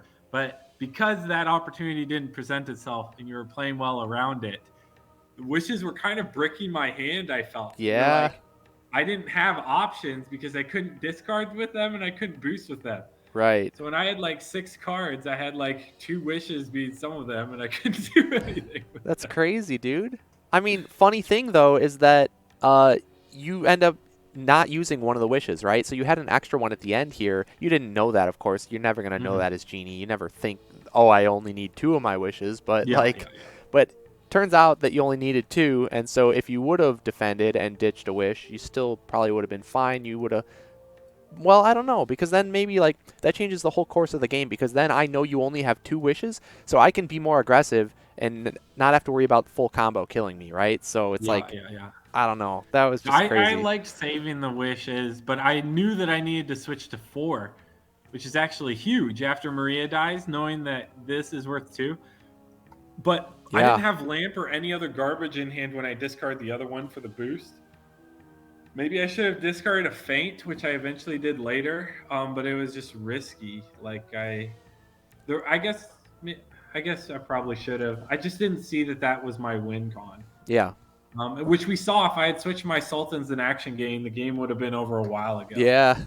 Crazy. So I think if you had a feint or a cancel, I think I made the right call in the order that I threw them.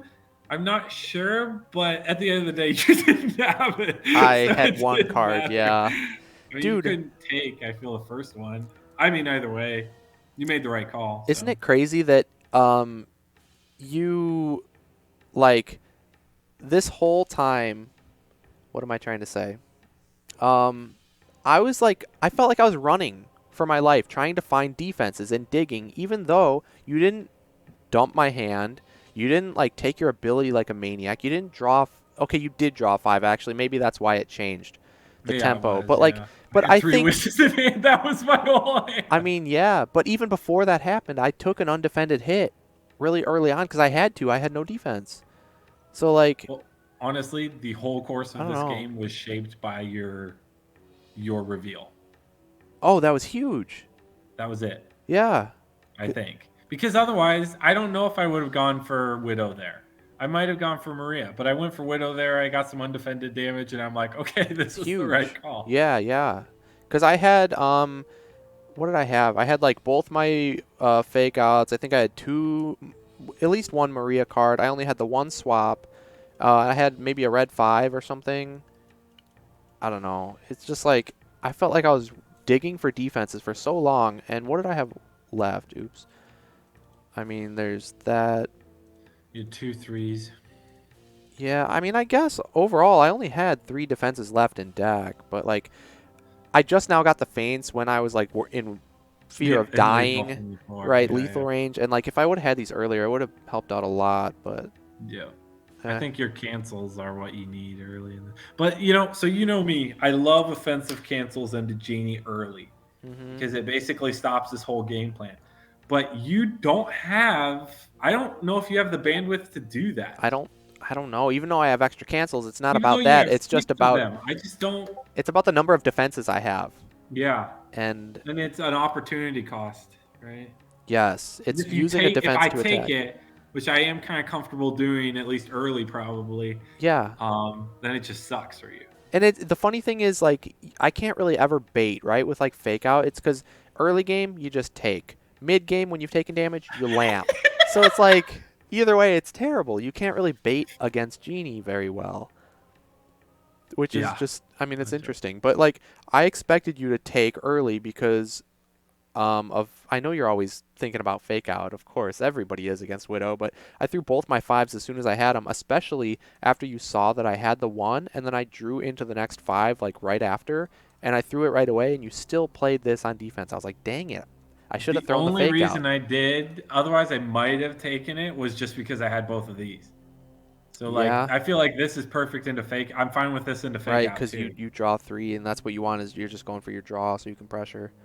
Yeah, and you draw Yeah. 2, which Yeah. means if you back off, most likely you're overdrawing. So you have to commit and stay in my zone then, most likely, Yep.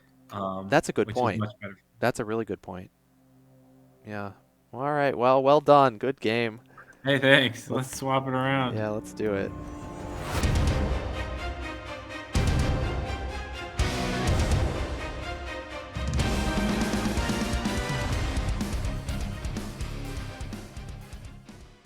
You didn't even. It's courtesy. It's like, yeah, it's like I, you probably give your VHS tapes back, and you don't rewind them. right. I know. Well, I'm surprised you even know about VHS tapes. Did I miss it? Of course, it's second to last. All right. What do I get? Give me the wishes, right? I'm gonna mulligan. I think if I don't see yellow, it's a mulligan. I think I will keep. Even like having just one single wish in your opening hand is so much better for Genie because then like you have the Mhm. option to pivot when you need to, right? If you want to draw 5 and flip the switch on the aggro tempo game, like you can when you get low in hand count if you both get low. But like if you don't have a wish, you're just like stuck maneuvering away doing nothing. It's horrible. Sure. Okay, ready when you are. All right. Good luck. Have fun. You too. All right. Let's go here. Let's attack you. Keeping Maria back, huh? Maybe. Let's see if you got your pro cancel that you always talk about. Ooh, not this time. All right. I mean, that's still pretty good, though. No, you draw first. I draw first. Oh, you draw first. Actually, that matters. That Maybe. matters. That might matter. I mean, I'm always pushing you out of my zone here, I think. Yeah, I agree. Do I want to take ability? Let's maneuver. Let's attack Widow with this.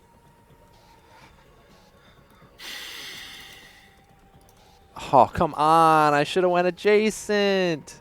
Oh, I'm so dumb. All right, you're up. That was trash. Attack me, and then maneuver back. And then you're at 6 And get cards, and then I'll triple triple wish. wish. I'll take my ability, I'll triple wish, and I'll go deal 8. Yeah. Well, honestly, I'm like, oh, that would be fun, but I know you're gonna play Torment, draw like a billion cards, and then it works out. Yeah. It might work out well. So I mean, you could do a lot. I mean, it's not something I want to bet on, I think, but um, it is interesting how I don't know what to do here. It's Do I just kind of do scary. I just I hate Widow starting with an extra card. It is really, It's like, just it's really weird. awkward. Yeah, for the hand management game, it's very awkward. It's so funny because, again, though, it's just like a mental thing. Like, you have 31 cards, so, like, you can just ditch that card for nothing, and it's fine. You still have just as much value as every other character in the game, you know, but it just feels bad. And let's maneuver again, and we'll do exactly what you told me. Yeah. All right, my turn. Mm-hmm. Maneuver. Take that nice little starting space of yours. I'll attack. This is the 4, or this is a death. Let's faint. Come on. Nice. I was Go wrong on ahead. both fronts. Yeah, but it covered it anyways. It's always scary. Genie has so many options, but it's like he never has all the options at a time. But you Yep. kind of gotta respect him Yep. that he does. It's terrifying. It is. I'll attack Genie. Take it. Yeah. 1, 2, 3, 4. What do I get rid of? Torment. Hmm. All right. Well, now I know it's just a foolish man's game to attack again. What are you Oh, talking about? Come on, just do it. okay, so I'll maneuver. Oh wait, we're gonna be super late to ladder council. Yeah, that's I think why they're all invading. They're all like, "You're supposed to be working," and I'm like, "I am working. This is for Patreon." I like your positioning for your little swap thing. For my what? Your little swap thing. I'm just gonna maneuver. I don't know, man. I'm so torn. I mean, you killed Maria, like, that was just, like, really convenient. It was a really nice, clean kill. Like, otherwise, No, I'm never playing a mission again. otherwise, I don't know, man. We're gonna go here. We're gonna attack Widow. That was faint. Mm-hmm. Your turn. I'll maneuver. I hate your positioning. Why can I never position as good as you? You You do! have yet to boost this game. Yeah, Ah! that's the And you're goal. just gonna prey on Maria. Jerk that you are. Maneuver again. Do, do, do. And I'm not an idiot. I'll go there instead. Yup. All right, and you're up. Okay. Maneuver. I'll attack. She'll take him. You're up.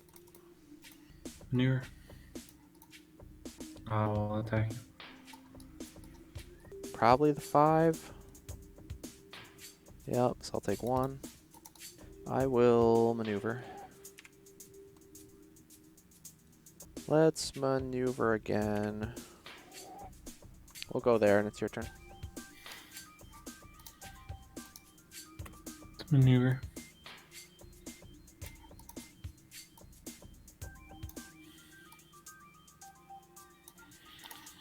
We'll attack him.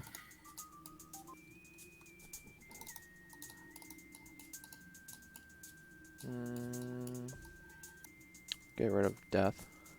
Mm-hmm. Let's maneuver. We'll maneuver again. Your turn. Maneuver. I'll attack him. Dang. I'll attack Widow. First action. Yep.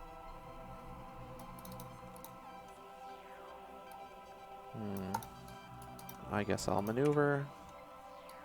Maybe I want to go adjacent, because then otherwise you could back off. Oh, but I can make there in 2 maneuvers. So I'm good there. Your turn. I'll maneuver. Maneuver again. I'll boost with a fake out. Mm-hmm. It'll be your turn. I'll maneuver. Do I want to boost an attack, or do I want to just maneuver again? So next turn, you're probably going to play a mission to make me discard 2, and then you're going to back off. I think with that said, I'm just going to maneuver again. We'll get rid of Parlor Trick. Your turn. Okay. I'll maneuver. So glad I pushed up this one space, because I was thinking about staying in the ultimate spot, but then Maria would get in the way. Stay there. I'll have Maria attack you. Take.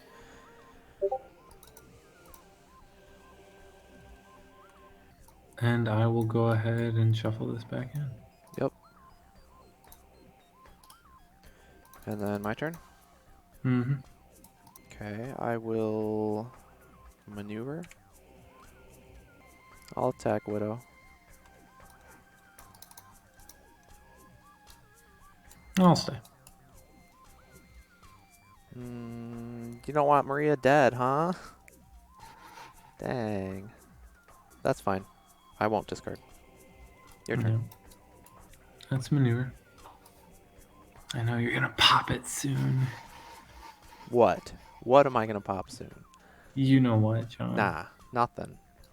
So do I play a mission? Kind of start the cycle off, scare you to death, or do I back off and make you boost?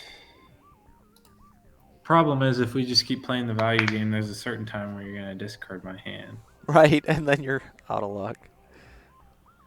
Which for 2. Okay. Well, let me see if I want to throw. Don't want to give you an easy freed. Mm-hmm. So I think I'll do that, and then let's go ahead and show you my whole deck. That'd be nice. Top card. Okay. Okay. Oh no! Oh no! Okay. Oof! Not what I want to see. Pretty good. So 1, 2, 3 of your defenses are in deck. You have how many left? 1, 2, 3 others. 4 others? I think I want to take my ability. Let's take ability with a feint. Let's attack 1 of 3.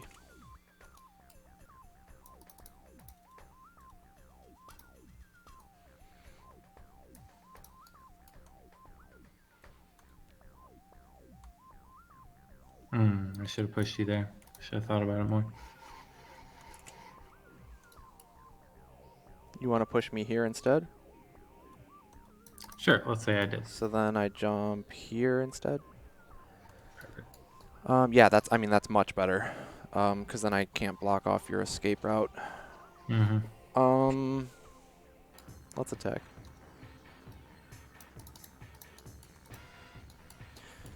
Dang. I kind of would like the draw right now, though.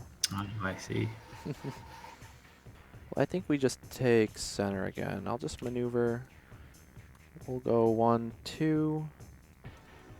That's the 1, 1, 2, 3, and you can go. It's maneuver. Oh, I messed up. Dang it. Yep, Maneuver now Maria's in the again. way. That's so annoying. Oh, that sucks. Alright, I'll maneuver. 1, 2, 3. I'll maneuver again. 1, 2, 3. And you can go. Maneuver.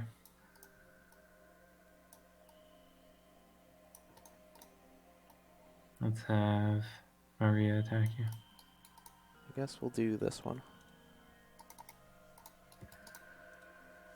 Fascinating. Holy cow. Not seeing sultans. No, Or you want to dude. get fancy with it. I wish. Let me think about my movement. Well, first I actually shuffle this one. Yep. And I will ditch a Budapest. Mm-hmm. Because I've had it the whole game.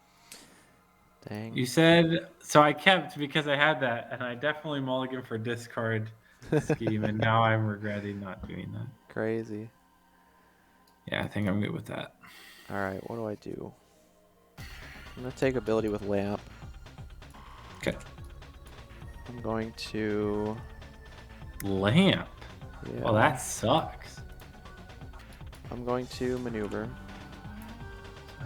Oh, I messed up so hard. I just threw everything. I wasn't supposed to maneuver there. Oh. Well, that sucks. I guess I'll boost. Hmm. Yeah, that sucks. So you didn't have tornado. Horrible. Let's attack Widow.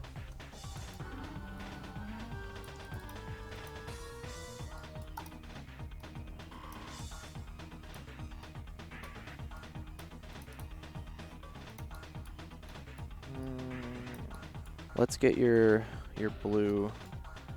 Getting dangerously close to dying. But you only have 3 defenses left. And I think I know you don't have the feint, Let's but attack I'm not Maria. sure. Yep. Bye-bye to your stinky spray. Yep. I was like, he's got 3 defenses left. 2 of them are cancels. I think I just take this while I can. So when you said I maneuvered and you shouldn't have, I'm assuming what you were thinking about Attack with doing. Sultans first. Attack with Sultans into Maria. Yep. Yep. Then That if was the Maria play. hops to blue to cover Widow, I could maneuver up and hit Maria again if I wanted with the other Sultans. Yep. Not have to boost with my red 4, which is so brutal. So, oh well, your turn. Well, maybe I'm regretting boosting with Budapest. Yeah, you sure would love it right now. This maneuver.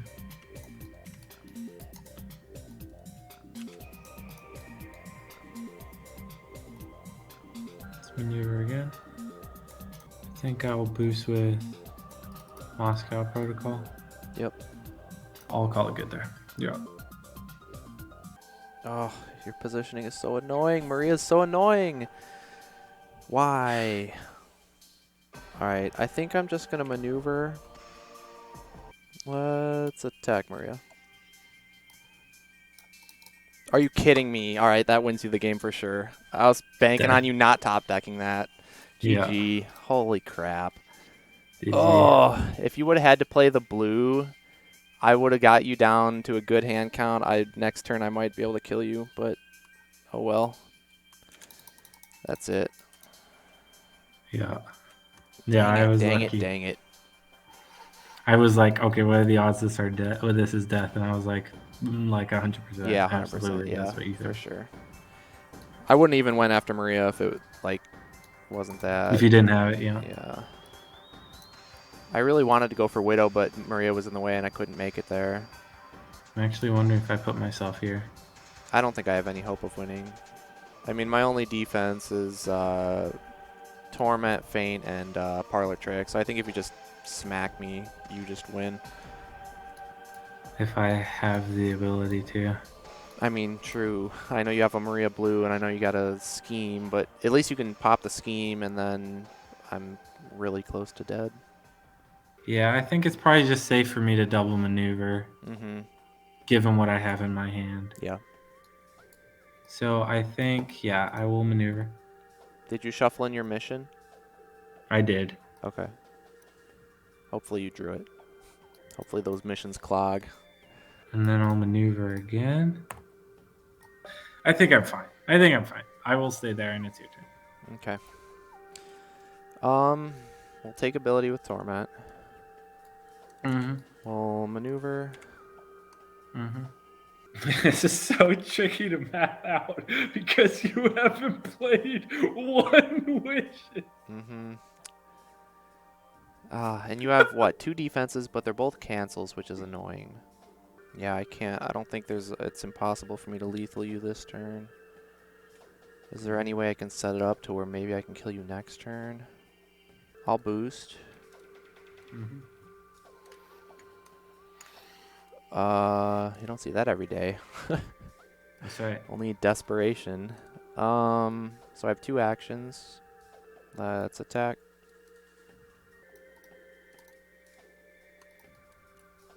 I have 1 more.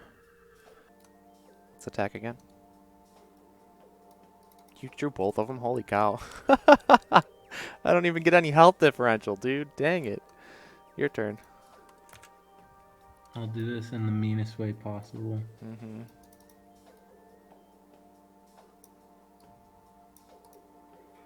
No, you're gonna discard my wishes. I'll ditch 2 wishes. And I'll search for something else. Yep. Come on. Oh, you know what? I'm not. Yeah, no, I'm not gonna. I'm gonna keep a wishes. Okay. I'll ditch my stupid parlor trick. All right. My turn. No, I gotta find my other scheme. Oh, what happened? Oh no, my phone died. That's what was happening. Well, I was gonna move up. I'm gonna set my values to 4, and I'm gonna attack Maria. What are you And gonna keep do? with the feint. You With the feint. feint, my final card in deck. My feint, I'm gonna kill Maria. At least I kill Maria. Oh my gosh, GG. GG's, man. Holy cow, that was so GG. close. That matchup is so tricky. At least on that map, it was tougher than I thought on that map. Just because, yeah, that choke point on the bridge, like, it's so hard to play around. And Maria just gets in the way so much, dude. It's insane.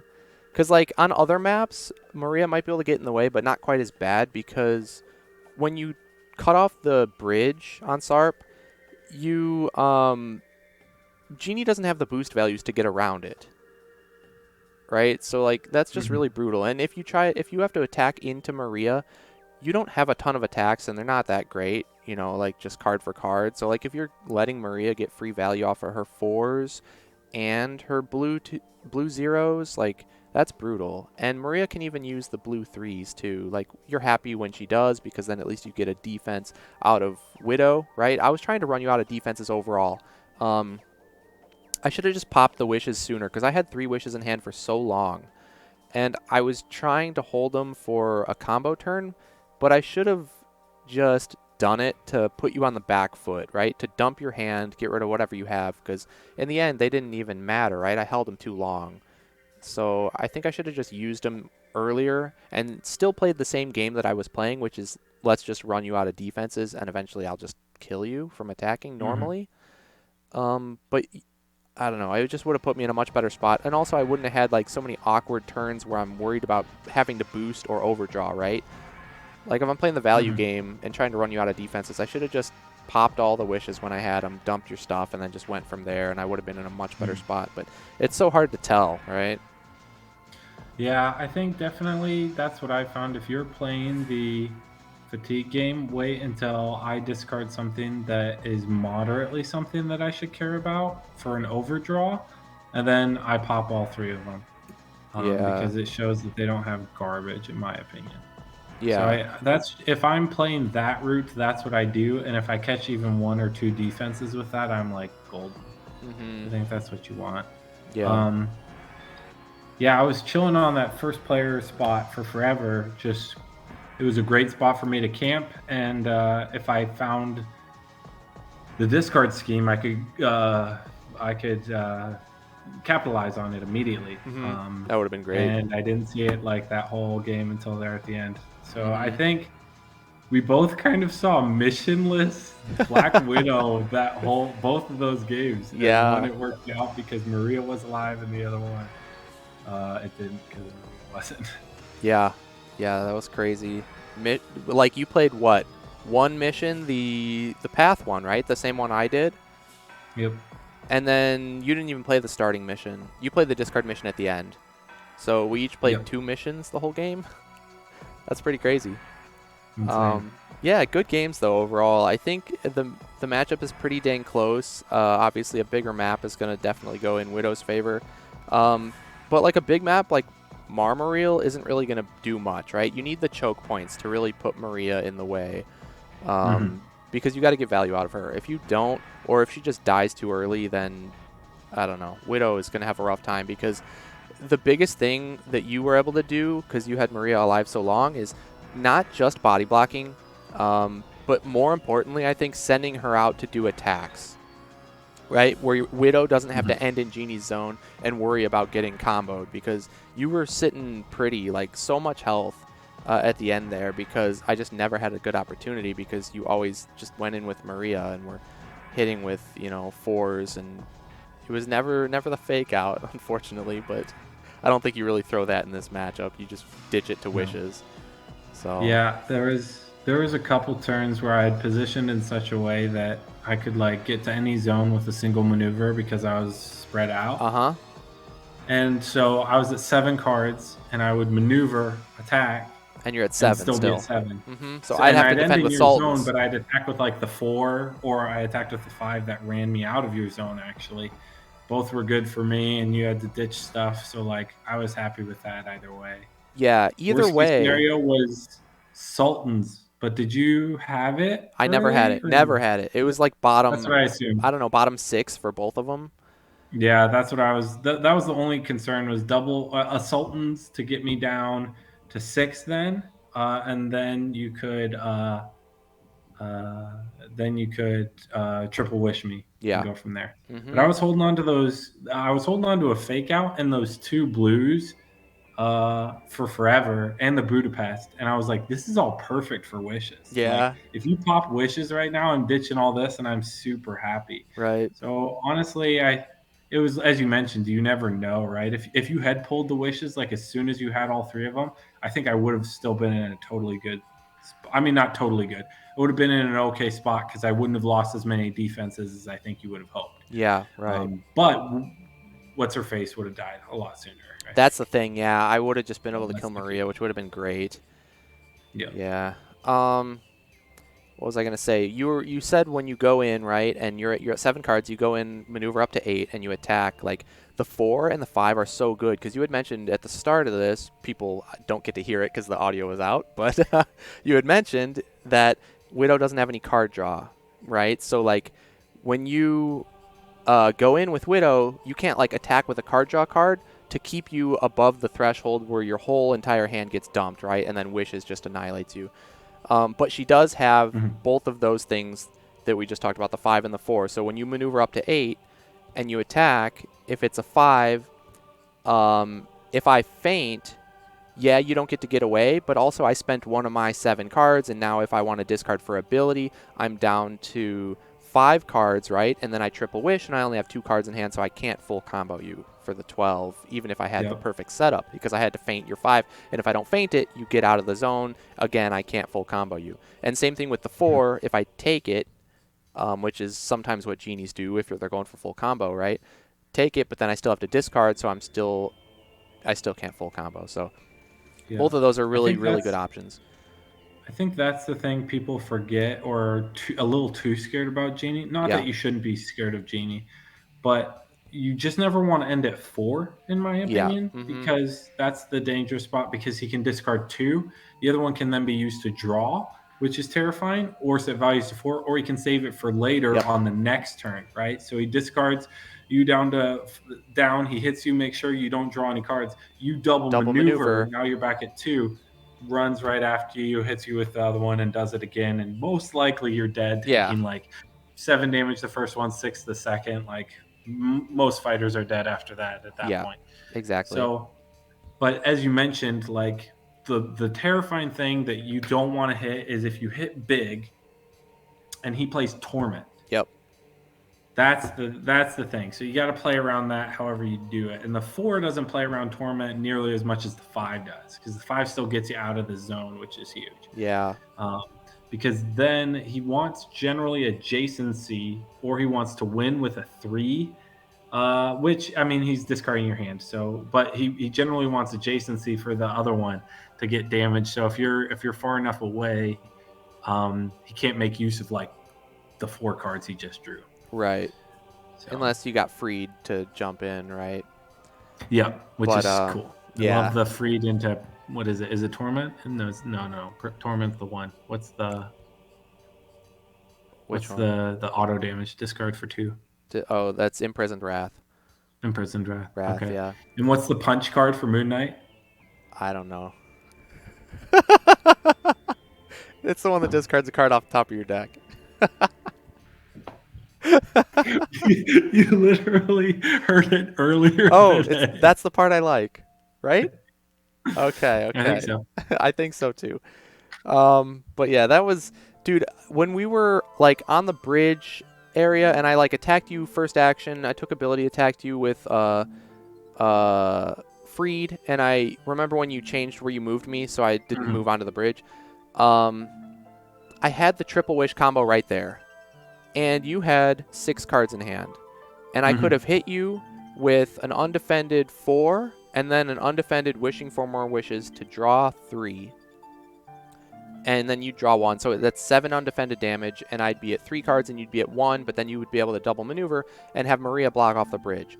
So if you didn't move that, I would have done Mm. that, and that would have been massive because then Maria couldn't save you and you'd be double maneuvering up to 3, but I was already at 3, and you'd had taken 7 damage then, and who knows what would have happened.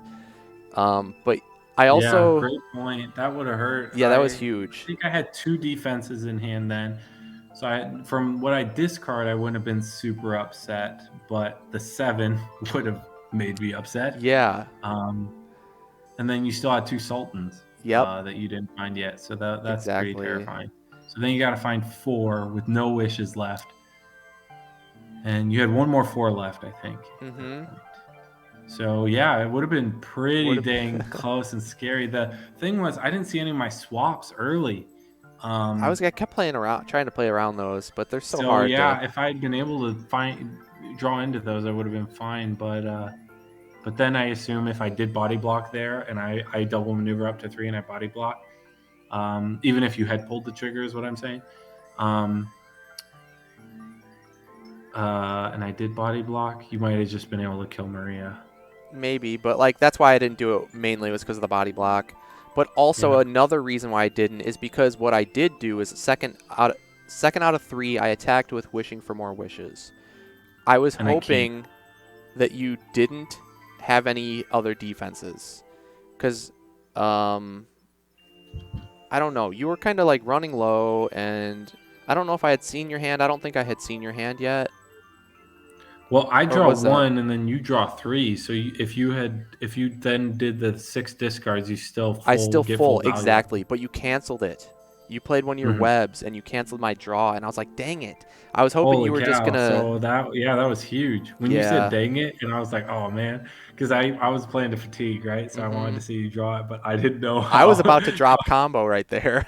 how detrimental that was. Yeah. Because if you had the action gain, then you actually might have been able to close it out. Yeah. So, Because or hit me for 10, and then you got to find 1 damage somewhere. yeah, That's right. easy. Yeah. So, I don't know. That was Crazy. good. Those were good games overall. Very fun. It's a super interesting matchup. Yeah, that one was kind of a sad ending where it just got we petered out and it's like, oh no. Yeah, it's like, oh, It was well. like, when's he gonna pull the trigger? When's he gonna? Oh, Oh, it's a I water gun. guess not. It's a water gun, yeah. Oh, exactly. That was fun. That was whoever recommended that or voted for it. That was a blast. That was one of not that I haven't enjoyed all of the matchup of the months, but when we play like Sattler Sherlock, I'm kind of like, okay, like Yeah. really. And then when we do this one, and then Daredevil, Winter Soldier, Oh, again, no spoilers, so but that is fun. an amazing one to watch. So fun. And then there was one before that. That was That was the also. Squirrel Girl versus Sherlock was before that. That's the one that Oh just no! I mean, that one released. was closer than we thought, but it was still pretty. Yeah. So, but we've had some really good ones recently. Is what I'm trying. I Oh like the yeah. Yen Houdini one. That was a Oh blast. yeah. Like Moon we've Knight had some Alice, really dude. good Moon ones Knight for the most part. Alice. Deadpool Mary was a Oh blast. yeah. So many good ones. Moon Knight Alice, yeah, you brought that up. That was a great one. Huge, yeah. They're So all yeah, fun, it's but yeah, been this was especially fun, especially for me because they're two of my favorites, my newer favorites. So that was awesome to see them go head to head. And do you think one is favored in the matchup overall, or do you think it's pretty even? so it's tough to say now that we're kind of turning. What does a tournament look like, right? We often look at the meta kind of based on the tournament, right? But for example, Conquest is much different than like even Arsenal, right? Like Rex is much worse, I think. So stuff like that. Yeah. And so even if like mixed advantage on some of these maps, like if that's what we end up kind of settling on, I don't know because Widow with the 6th card. I don't know if she necessarily wanted to go first. I kind of wanted the pressure to be on you, Yeah. actually. Um, so yeah, I don't know, but I think I'd probably say Widow favored, just because of the map layout being, I think, like being able to use Maria to such a degree to really aggravate the opponent, Mhm. and you don't have easy ways to deal with Maria, right? It's not like 50-50s like against I guess Bigfoot's a bad example, but well, let's say Bigfoot. You're at 2 health. If you defend with a 4 and he logs you, you die. If you defend with a 0 and he feints you, you die. Here, if I have the swap and I'm at 2 health, I defend with it, I don't die. Yeah. Or if I have the 4, I don't die, right? There's no 50-50s against Genie, Right. generally, in this one. You prefer to play the revive when he's not throwing a feint, but if you have one of the other ones, you can guarantee she survives. Yeah. Um, so I think that aspect of it, I would say it's probably Widow favored. Interesting. Because also, again, we didn't really see any missions. I think if the discard mission comes out, it really helps her with tempo, I think. Mhm. Yeah, I don't know who I would say is favored. I mean, we didn't see like both Genie games were very different. You used your wishes for value 4, right? Just to, I mean, you And used draw one of them. 5. One of them was draw 5, and that was amazing. It set your tempo game so strong, like early on when we were both kind of low in hand count, and that was great. Mm. And then the other ones you used for value 4 just to land damage, and that worked out in the end. You killed me with damage. I was trying to wait for combo, and I just waited too long. So, like, I don't know. Like, there's just so many different ways you can play Genie, and I think all of them seem viable in this matchup, which makes it even harder because it's like, well, which one do you Hmm. go for? And that really depends on how the early game goes or what your player preferences are. So, like, I don't know. It's really difficult to navigate this one as Genie, but um, I think overall it's pretty even, but map might swing it a little bit in Widow favor. Yeah, that's kind of where I'm leaning. Yeah. Well, it was a fun one. So thanks Yeah, whoever suggested that one. Thanks for playing, Chad. As always, it's a blast. yeah, absolutely. All right. I think we're long overdue for the ladder call if that's still happening. So we should probably end the stream here. So Yep, thanks for playing. We'll catch you in the next one. yep, sounds good. Talk to you soon. All right. Later. Bye. All right, that's going to do it for Matchup of the Month for July. And I do want to apologize for the technical difficulties we had. Unfortunately, we missed a big chunk of the audio in the early section of the recording. But honestly, I'm just happy we noticed it at all, because otherwise we could have went through the whole recording and had no audio, and then I probably would have had to redo it, which would have been just a disaster. So I'm happy I at least noticed it when I did. But sorry about that. Anyways, it was awesome games, and I hope you guys enjoyed them, because they were so close. It could have gone either way, and I'm a little sad because I did lose both of them, and so it's pretty upsetting, but Chad needed the points, let's be real, so I'm at least happy for him with that. And they were close games. I mean, I think I was just waiting for the perfect opportunity to pull the trigger in my Genie game, and that perfect opportunity never came, so I think I should have just taken an opportunity that I had earlier, and I think that would have put me in a pretty good spot and relieved some of the pressure he was putting on me, and maybe I could have won that one, because at the end you saw the wishes just kind of fizzled out. But that's the hard part about playing Genie, right, is you have so many decisions to make, and sometimes you're waiting for that perfect opportunity which never comes, and you get punished for that, whereas if you would have just done your play earlier, you'd be rewarded. So it's really hard to tell what to do, what is the correct play. But that's what makes him so much fun as well, I think. And Black Widow is very tricky too. We were both in a lot of tough spots throughout those games. So you can see it's a pretty even matchup, but it's a lot of fun. I would highly recommend, if you enjoy these fighters, to try it out for yourself. But that's going to do it for this episode, everybody. So thank you for watching. Be sure to leave a like if you enjoyed it, and subscribe to the channel, please, if you are not already. Also, of course, consider supporting me on Patreon, because you can become a silver tier patron and cast your own votes for Matchup of the Month episodes for the future. And I may be doing a little bit of a revamp to the Patreon tiers and try out some new stuff in the future, but we'll see what happens. But I just appreciate all the support from everybody. So thank you all for watching. I'm Zero Skater 12, and I'll see you next time.